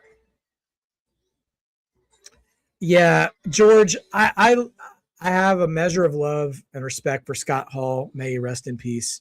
All-time wrestler. But also in the vein of do as I say, not as I do,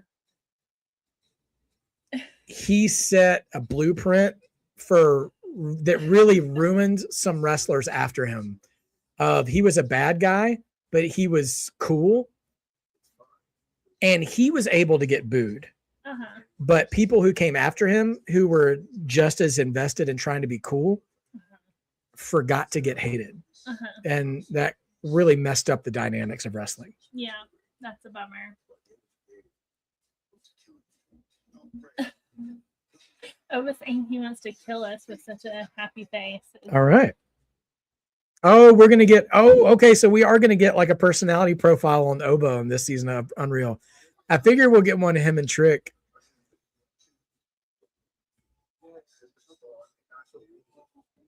Dance to Good Vibrations. And that's what I was laughing at while you're talking. Celeste. This might be the last tag team left in the building.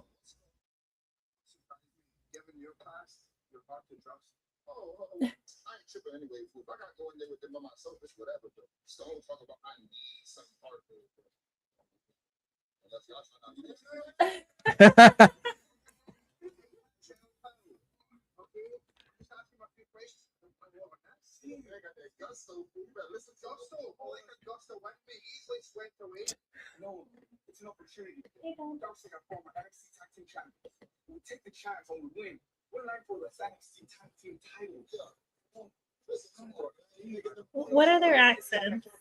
Noam Dar, the guy on the right, Uh-huh. he's Welsh, I think. Okay. And Romeo Moreno, Italian, I think. Okay. Both European, I believe. Uh-huh. Okay, so Moreno and Noam Dar, I had a feeling. We're in QCC.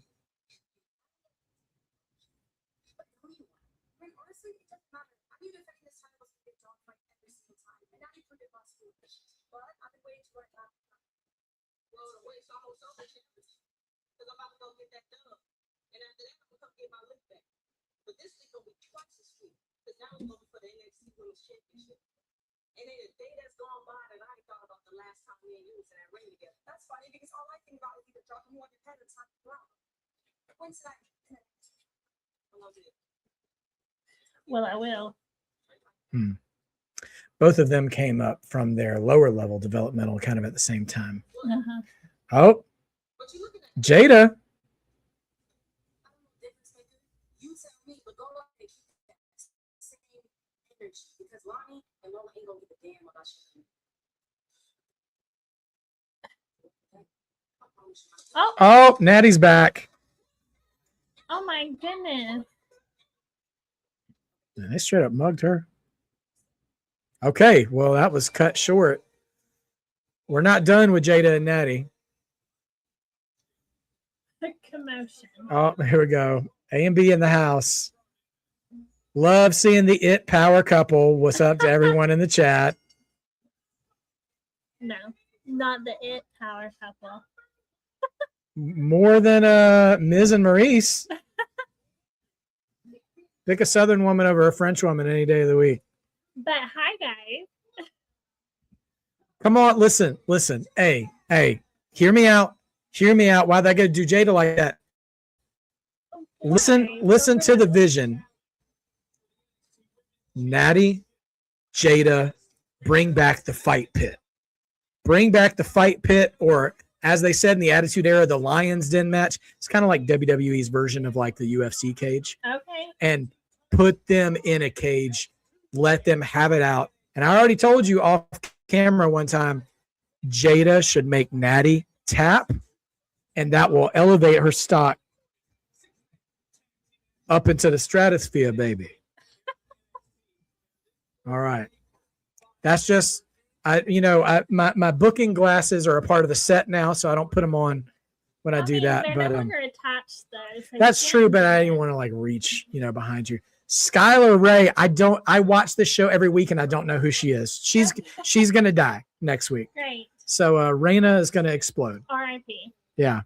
Here comes Lola, Vice City.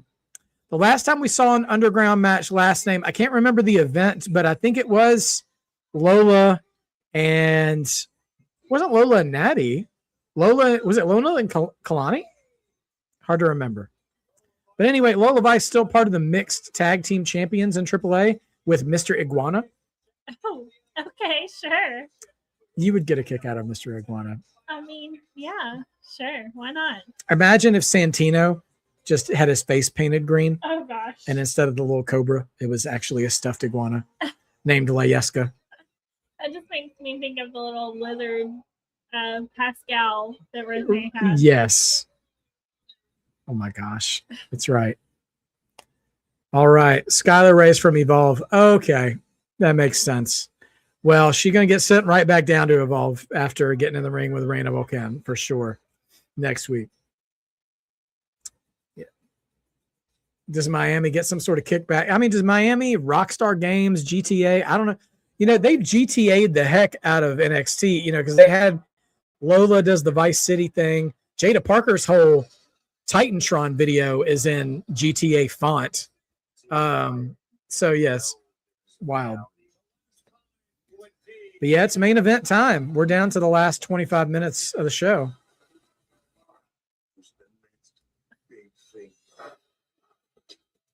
Braun Breaker has got that dog in him.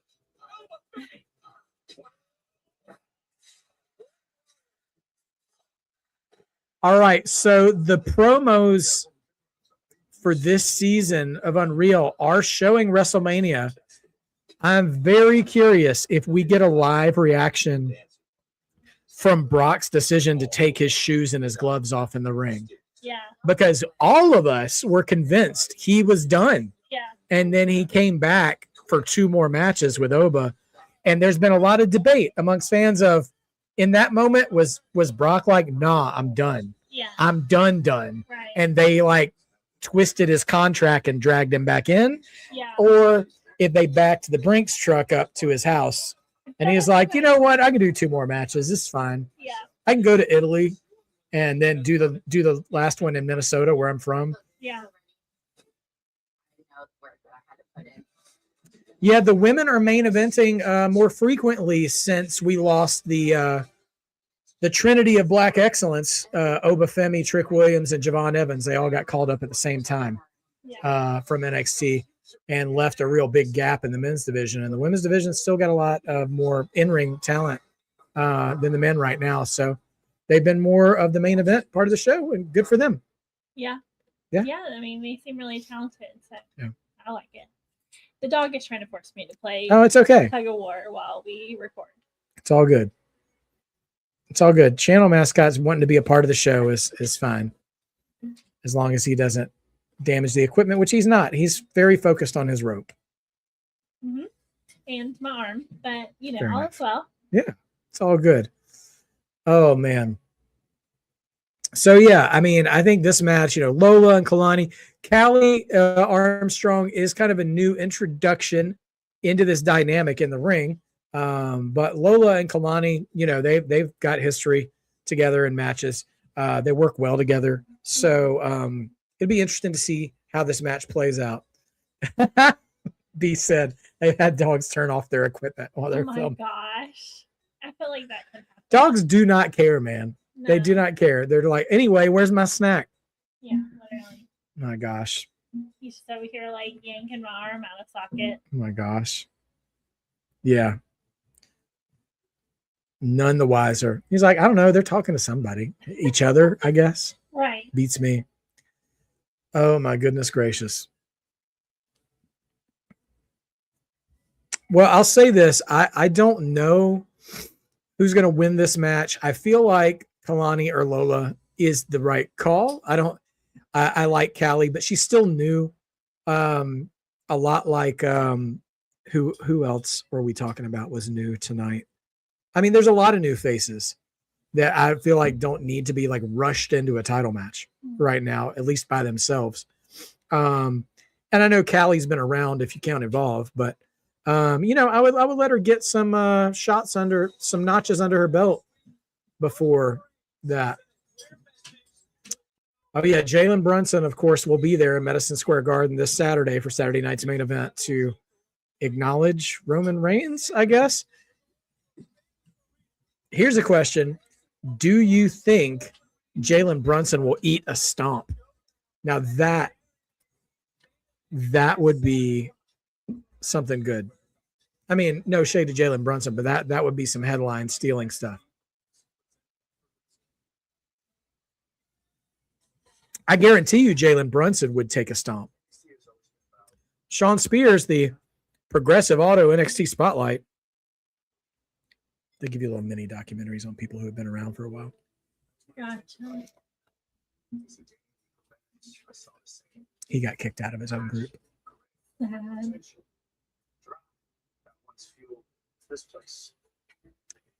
Do you remember the girls who were a tag team for a while that were like both Australian and they're like iconic? I don't think so. Okay, I don't even watching at that point. He's married to another wrestler. Okay.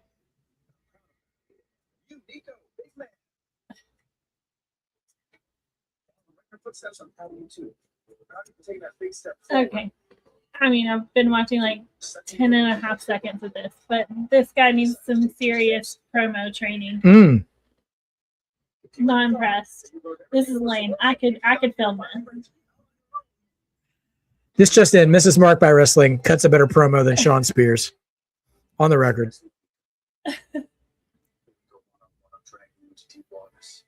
So we're getting Nico versus Spears next week. Okay.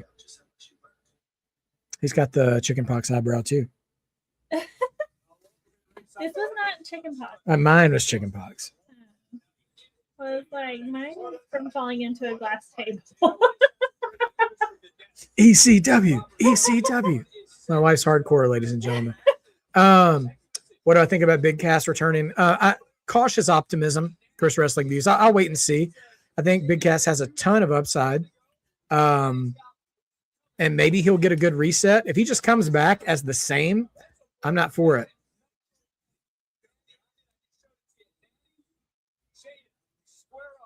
Natty and Jada again next week. No stipulations, though. Curious where we'll go from there. We'll see what happens. Okay, here comes Callie Armstrong.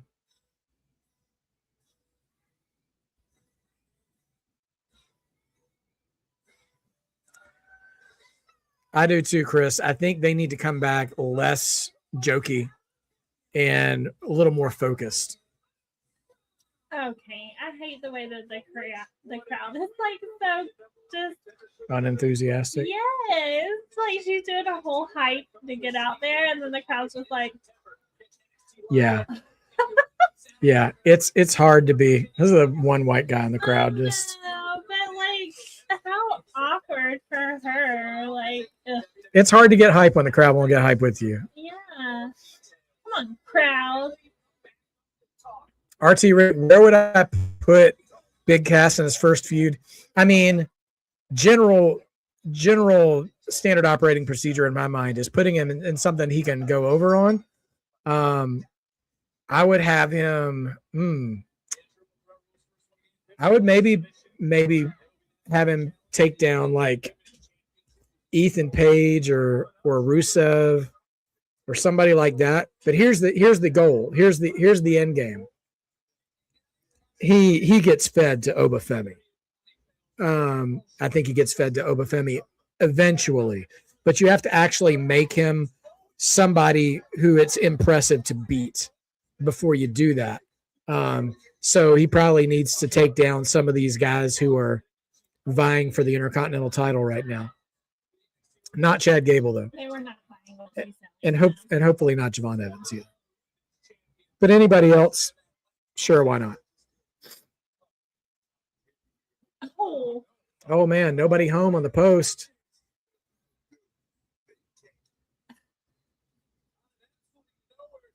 Kicks coming from Lola.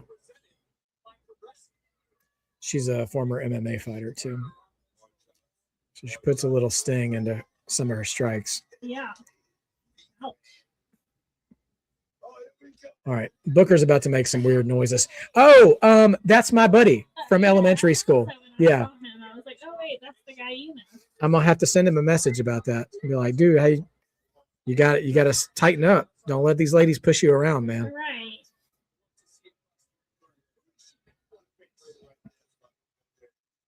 Oh my gosh. She's like throwing down Yeah. legit punches here. Yeah. I like it. Yeah, there she is. I'm about to say.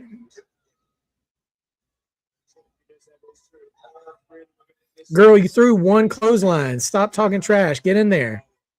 She really hypes herself up a lot.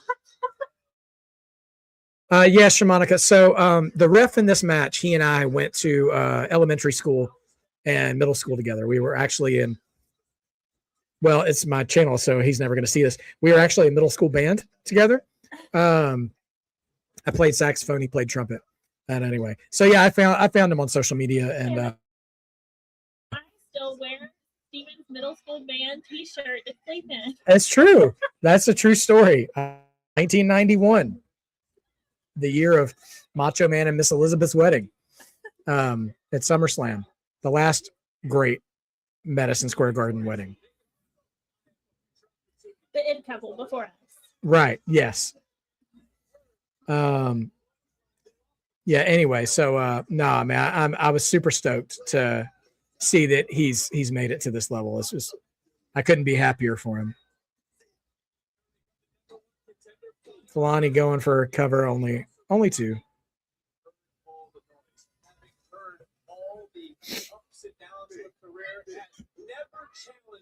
That was weak. Yeah. You know, one thing that I really like about doing this show and this stream is that watching NXT, it's like watching the college football of wrestling. Because sometimes you see people who are about to be like a big thing. Yeah. And then you see some people who are like, you were good in high school. Yeah. Yeah. And so some matches you'll be like, wow, I can't wait to see them, you know, one day against Cody or CM Punk or whoever, or Bianca. And then sometimes you're like, why do you run like that? Right. You know, so it's you never know what you're going to get. Yeah.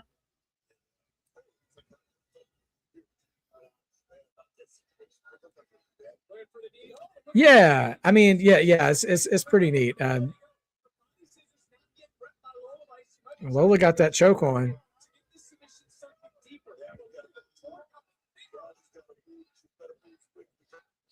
They're just chanting for her to tap. They ain't got no love for Callie. They really don't, man. They Yeah. do not like her. You never know what you're going to get, eh?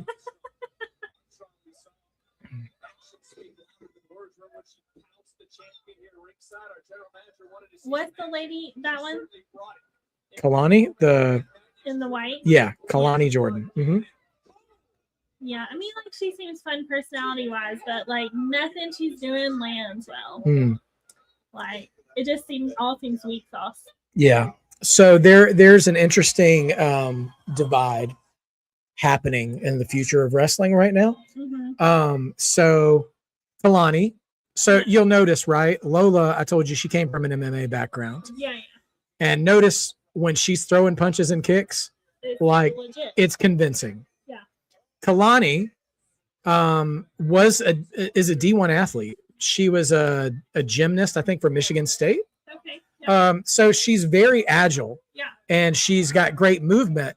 Right. But some of these fundamental movements that wrestlers do, Right. It doesn't look aggressive. right? Yeah. And you see, and you really start to see, especially in NXT, where it's still the college football era of things, you really start to see that divide happening between the Mhm. people who get the wrestling approach Right. versus the athlete approach. Yeah. And some of those people get called up anyway. Yeah. And Well, some I mean, of them, there's like the style of wrestling that's really just like acrobatics. yeah.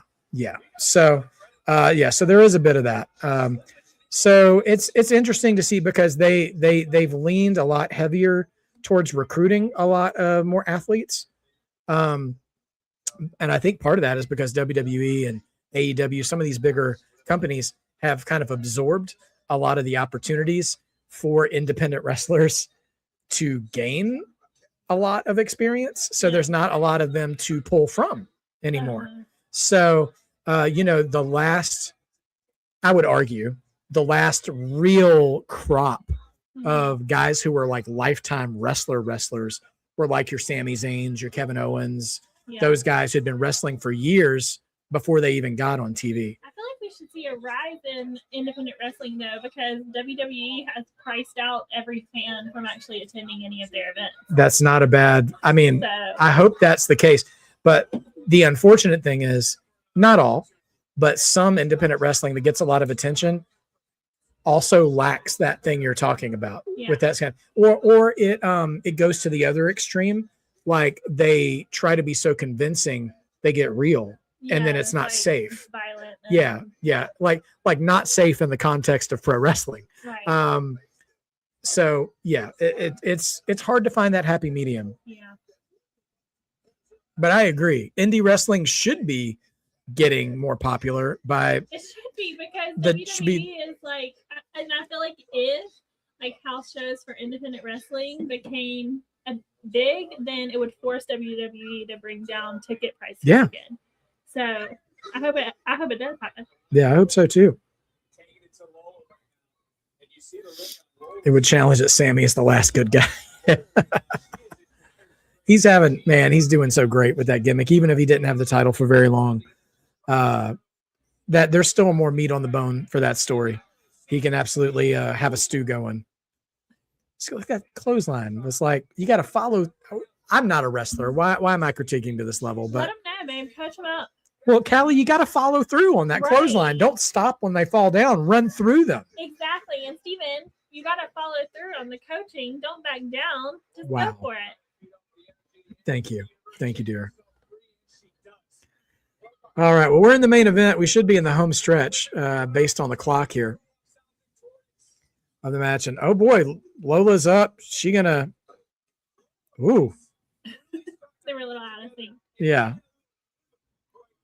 All right, here come the kicks.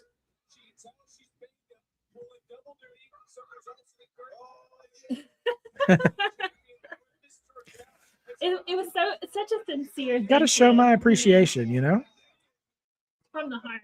New merch coming soon. Hey, we get that channel store open.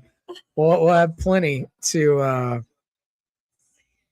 All right, Booker T is about to sound Oh, making Booker. noises. Now, Booker, Queen Charmel would not stand for this goonery. Hi, puppy. Not a bad spine buster there by Callie. Oh, wow. Okay, Kelani. He should have kept counting. Take the bump. That's right, RT Rig. Hey, Sophie Dophie. Show's been solid tonight. I think, yeah. Actually, like, she's about to have a little girl cry. She's like, She kind of has that face. Her struggling through the match does look like she wants to give up in the middle of a 5K. it's such a sad little pouty face. Yeah. Honestly, she wouldn't be a bad good guy with that kind of look.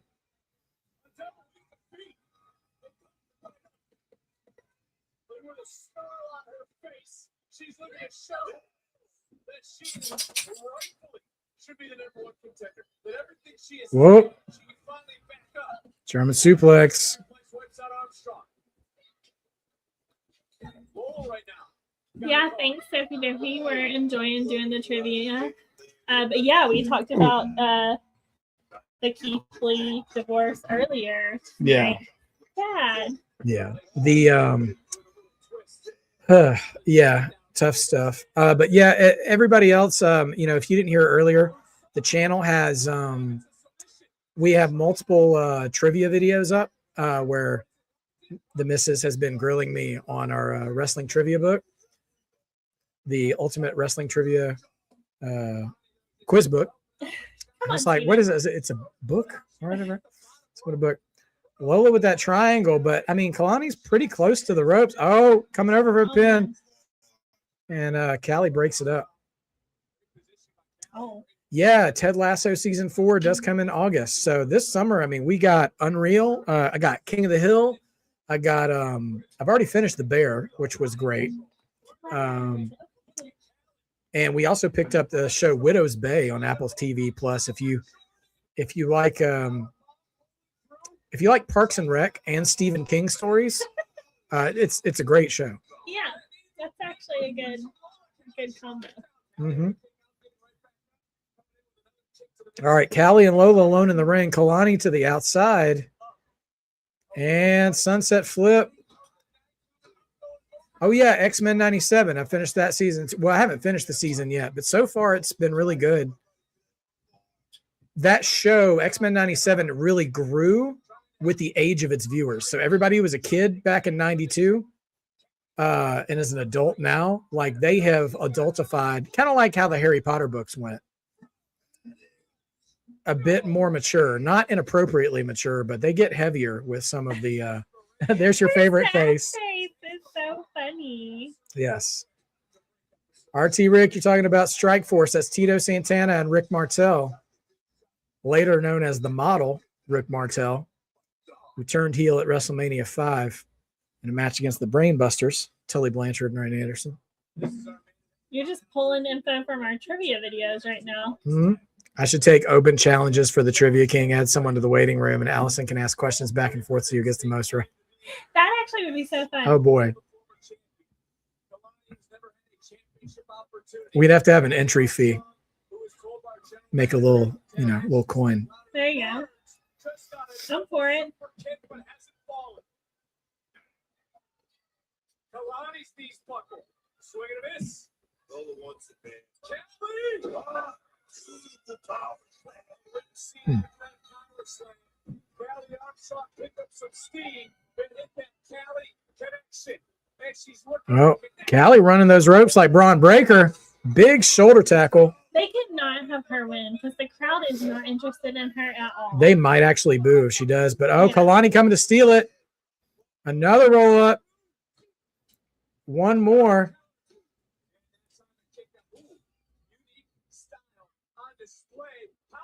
Oh. Oh, wow. Did Callie? Oh, no, Dallas. I'm sorry, brother. I don't think Callie got. I don't think Callie got her shoulder up. They did. Oh, okay. He said so. He said, yeah, that's what the ref said. So, Come on, you got to respect authority. yeah, my bad. My apologies, everyone. 450.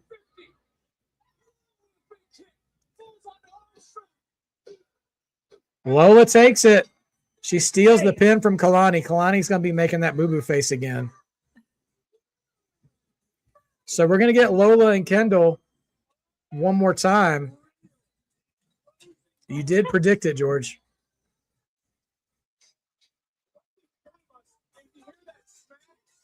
Oh, there she is. Kelani crashing out. Crash out, Kelani.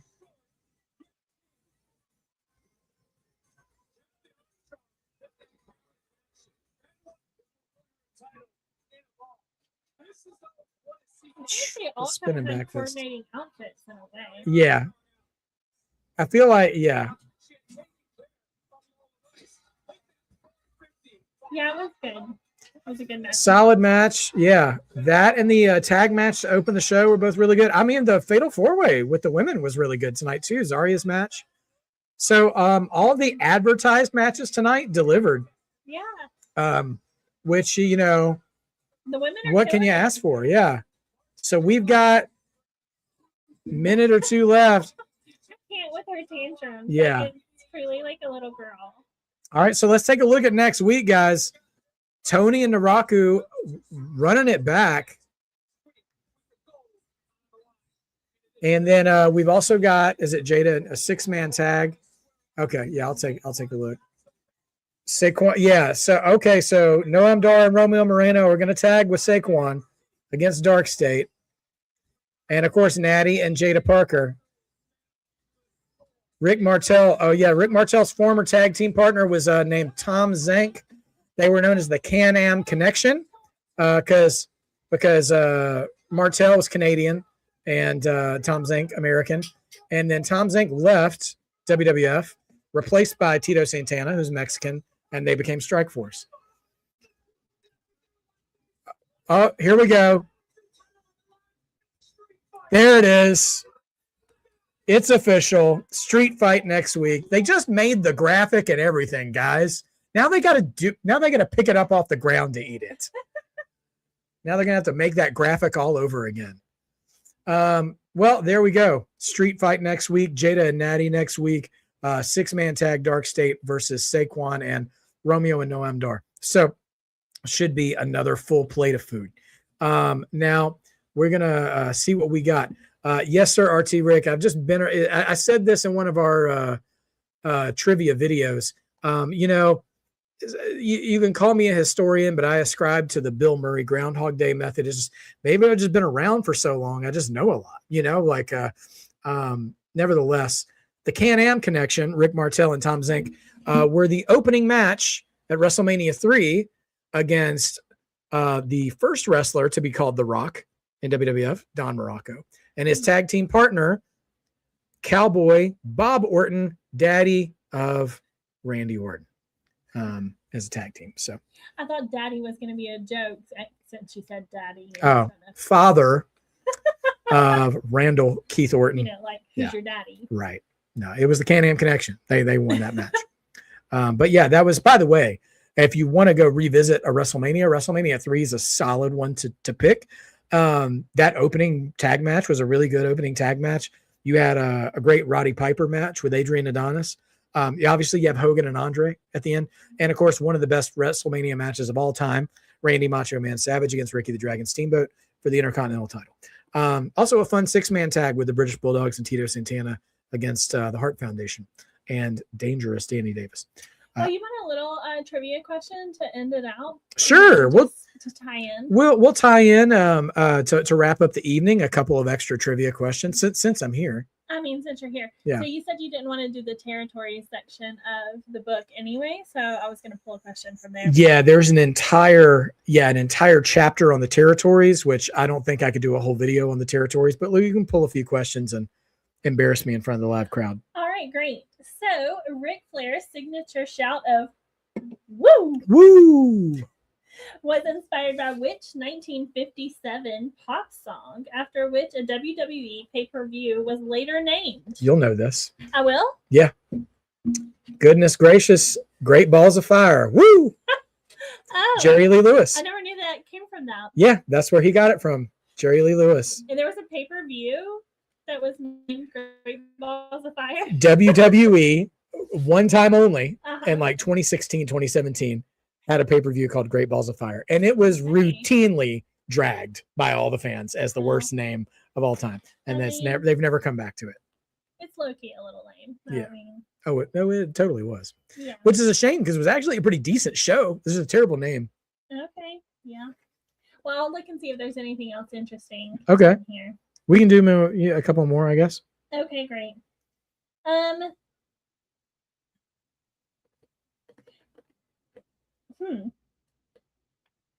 Named the wrestler, nicknamed Bullet. He was a star of the Georgia Territory for almost 30 years, and his 4 sons all followed him into the industry. You are referring to Bullet Bob Armstrong, who had, the Armstrong family. They're kind of, the Armstrongs, and maybe this is going to be a real weird cross section of a reference. I don't know how many of you guys both know the Armstrongs in wrestling and know Harry Potter, but they're kind of the Weasleys of wrestling. Okay. All gingers, All right. first of all, and also they are hardcore. I don't know how else to use it because I'm thinking Harry Potter wise, but they're like a pure-blooded wrestling family, and they're legit, but they were down to earth. All of those are good dudes. Road Dogg is one of the Armstrongs. Road Dogg, Brian Armstrong. There's also Brad Armstrong, who RT Rick never really got their dues. Brad Armstrong, a prototype cruiserweight champion back when it was WCW's light heavyweight title. Steve Armstrong as well. And there's another Armstrong who's escaping me. But anyway, yeah, Bullet Bob Armstrong. Okay.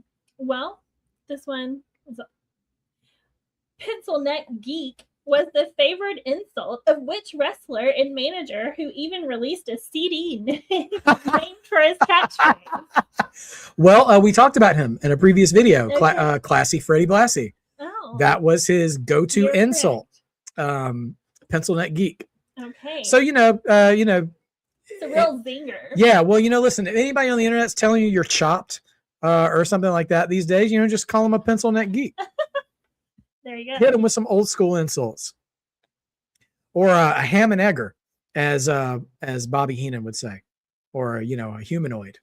Okay. Let's see. Which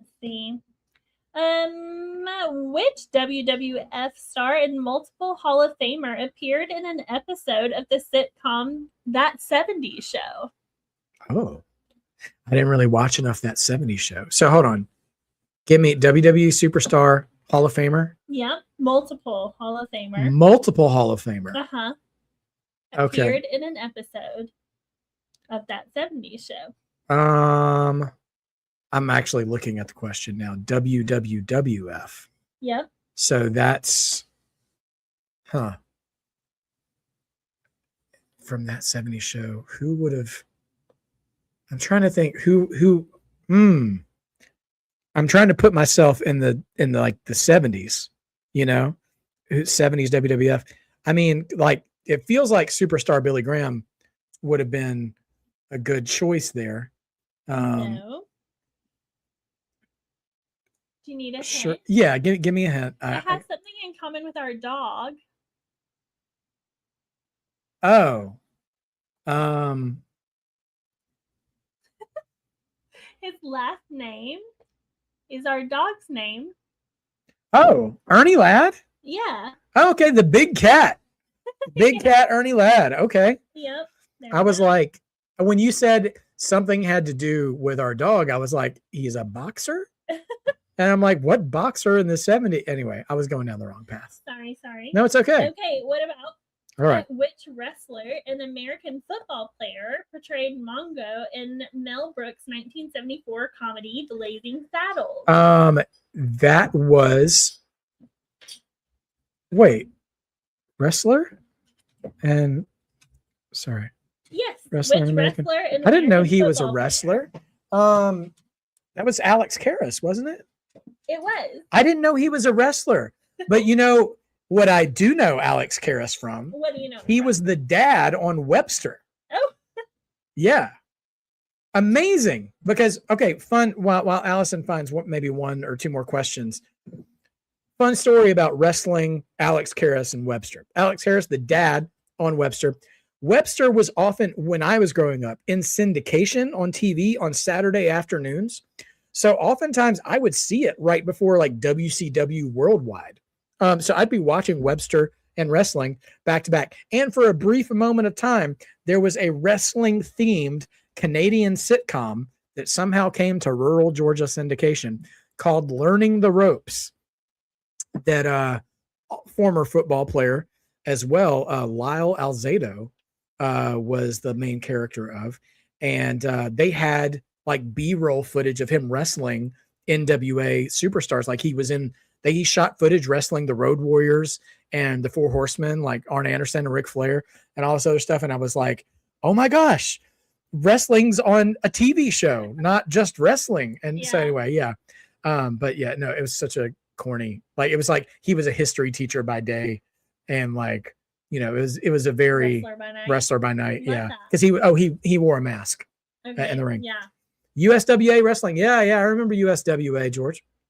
All right, one more, Okay.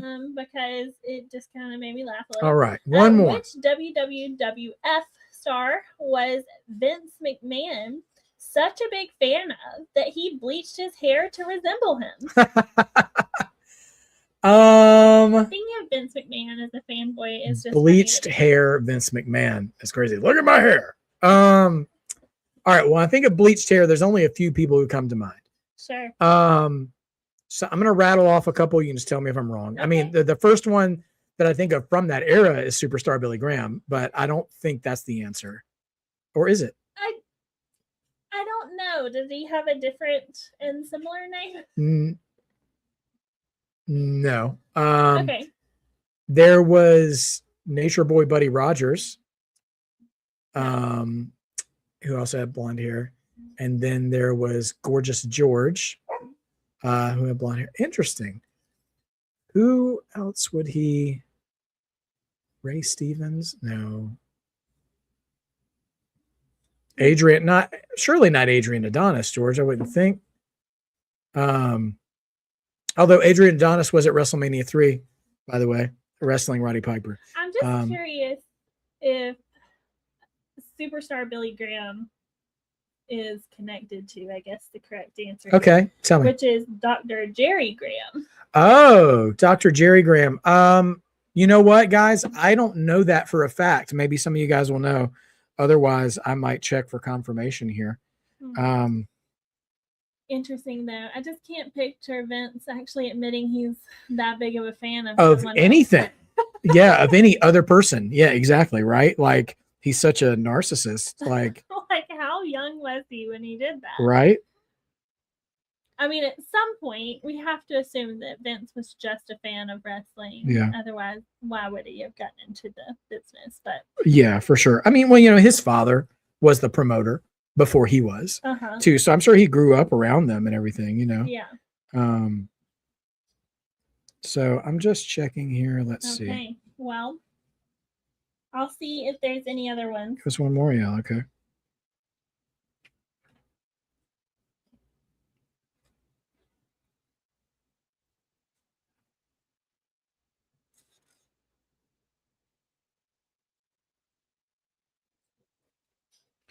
Okay, so Dr. Jerry Graham, so everybody knows, was the professional mentor of Superstar Billy Graham. Okay. And so Billy Graham is obviously, evangelist aside, is not the real name of the wrestler. So when that man, real name, Wayne Coleman, came into wrestling, he was mentored by Superstar Billy Graham. Dr. Jerry Graham. And when he was brought into the business, he christened him. He gave him the name Superstar Billy Graham. Got it. So he's like, I taught Allison this word yesterday, his kayfabe son. Right. Yeah. Got it. So there you go. Like how the Undertaker and Kane are kayfabe brothers. Yeah. All right. Which Memphis wrestler allegedly pulled a gun on Randy Savage prior to their real life parking lot brawl in 1982? Memphis, man, was a wild territory. I'm not going to get this off the first guess, but I know a few names in Memphis that were kind of crazy. Okay. So I'll give it a shot. Bill Dundee. That is correct. Wow. First try. Okay. I was ready to go through the list too. Because that's where Jerry Lawler was he was like Elvis in Memphis. Sure. I'm not Elvis in Memphis. Elvis was Elvis in Memphis, but you know what I mean. Yeah, amongst wrestling. So all right, there we go. Listen, if you liked that and you want more of it, come watch our trivia video. Yeah, we have a 4-part series on just the golden era of WWF and actually other territories too, NWA, AWA, and we're going to start a series on the new generation era very soon. So please watch those videos. You'll love to hear my lovely wife's voice asking me the questions as we go through them and help me get my hours up. Otherwise, I am debating whether or not to go live on Saturday for Saturday night's main event. We haven't really, to be honest, I just don't know if I will or not. But if the mood strikes, keep subscribed to the channel and you'll be notified. Well, I'm saying this right now in the moment, not knowing if we have anything planned. I think you can lock it in. Okay, well, lock it in. All right, Saturday night's main event. Come join me. I'll be here. And I'm sure closer to the end of the month, myself, A and B Combos, maybe just Alex, since it's one of the big PLEs, will be giving predictions for SummerSlam. So more on that in the coming days and weeks too. Until then, thank you guys for being a wonderful audience. Appreciate you guys so much. And don't forget to be a mark, because being a mark means you believe, and believing makes wrestling better. What is it you said tonight about her? Hate is support. Yes, hate is support. When it comes to heels. Mm. All right. So you guys have a Hate great isn't night. support when it comes to us. No. Hate does not support us. Hate will hurt our feelings. Love is support at Marked by Wrestling. But when it comes to wrestling heels, hate is support. Don't forget to hate your local heel. Go Dogs, CT Hill. Thank you, brother. And you guys have a great night and take care of yourselves. And we'll see you next time.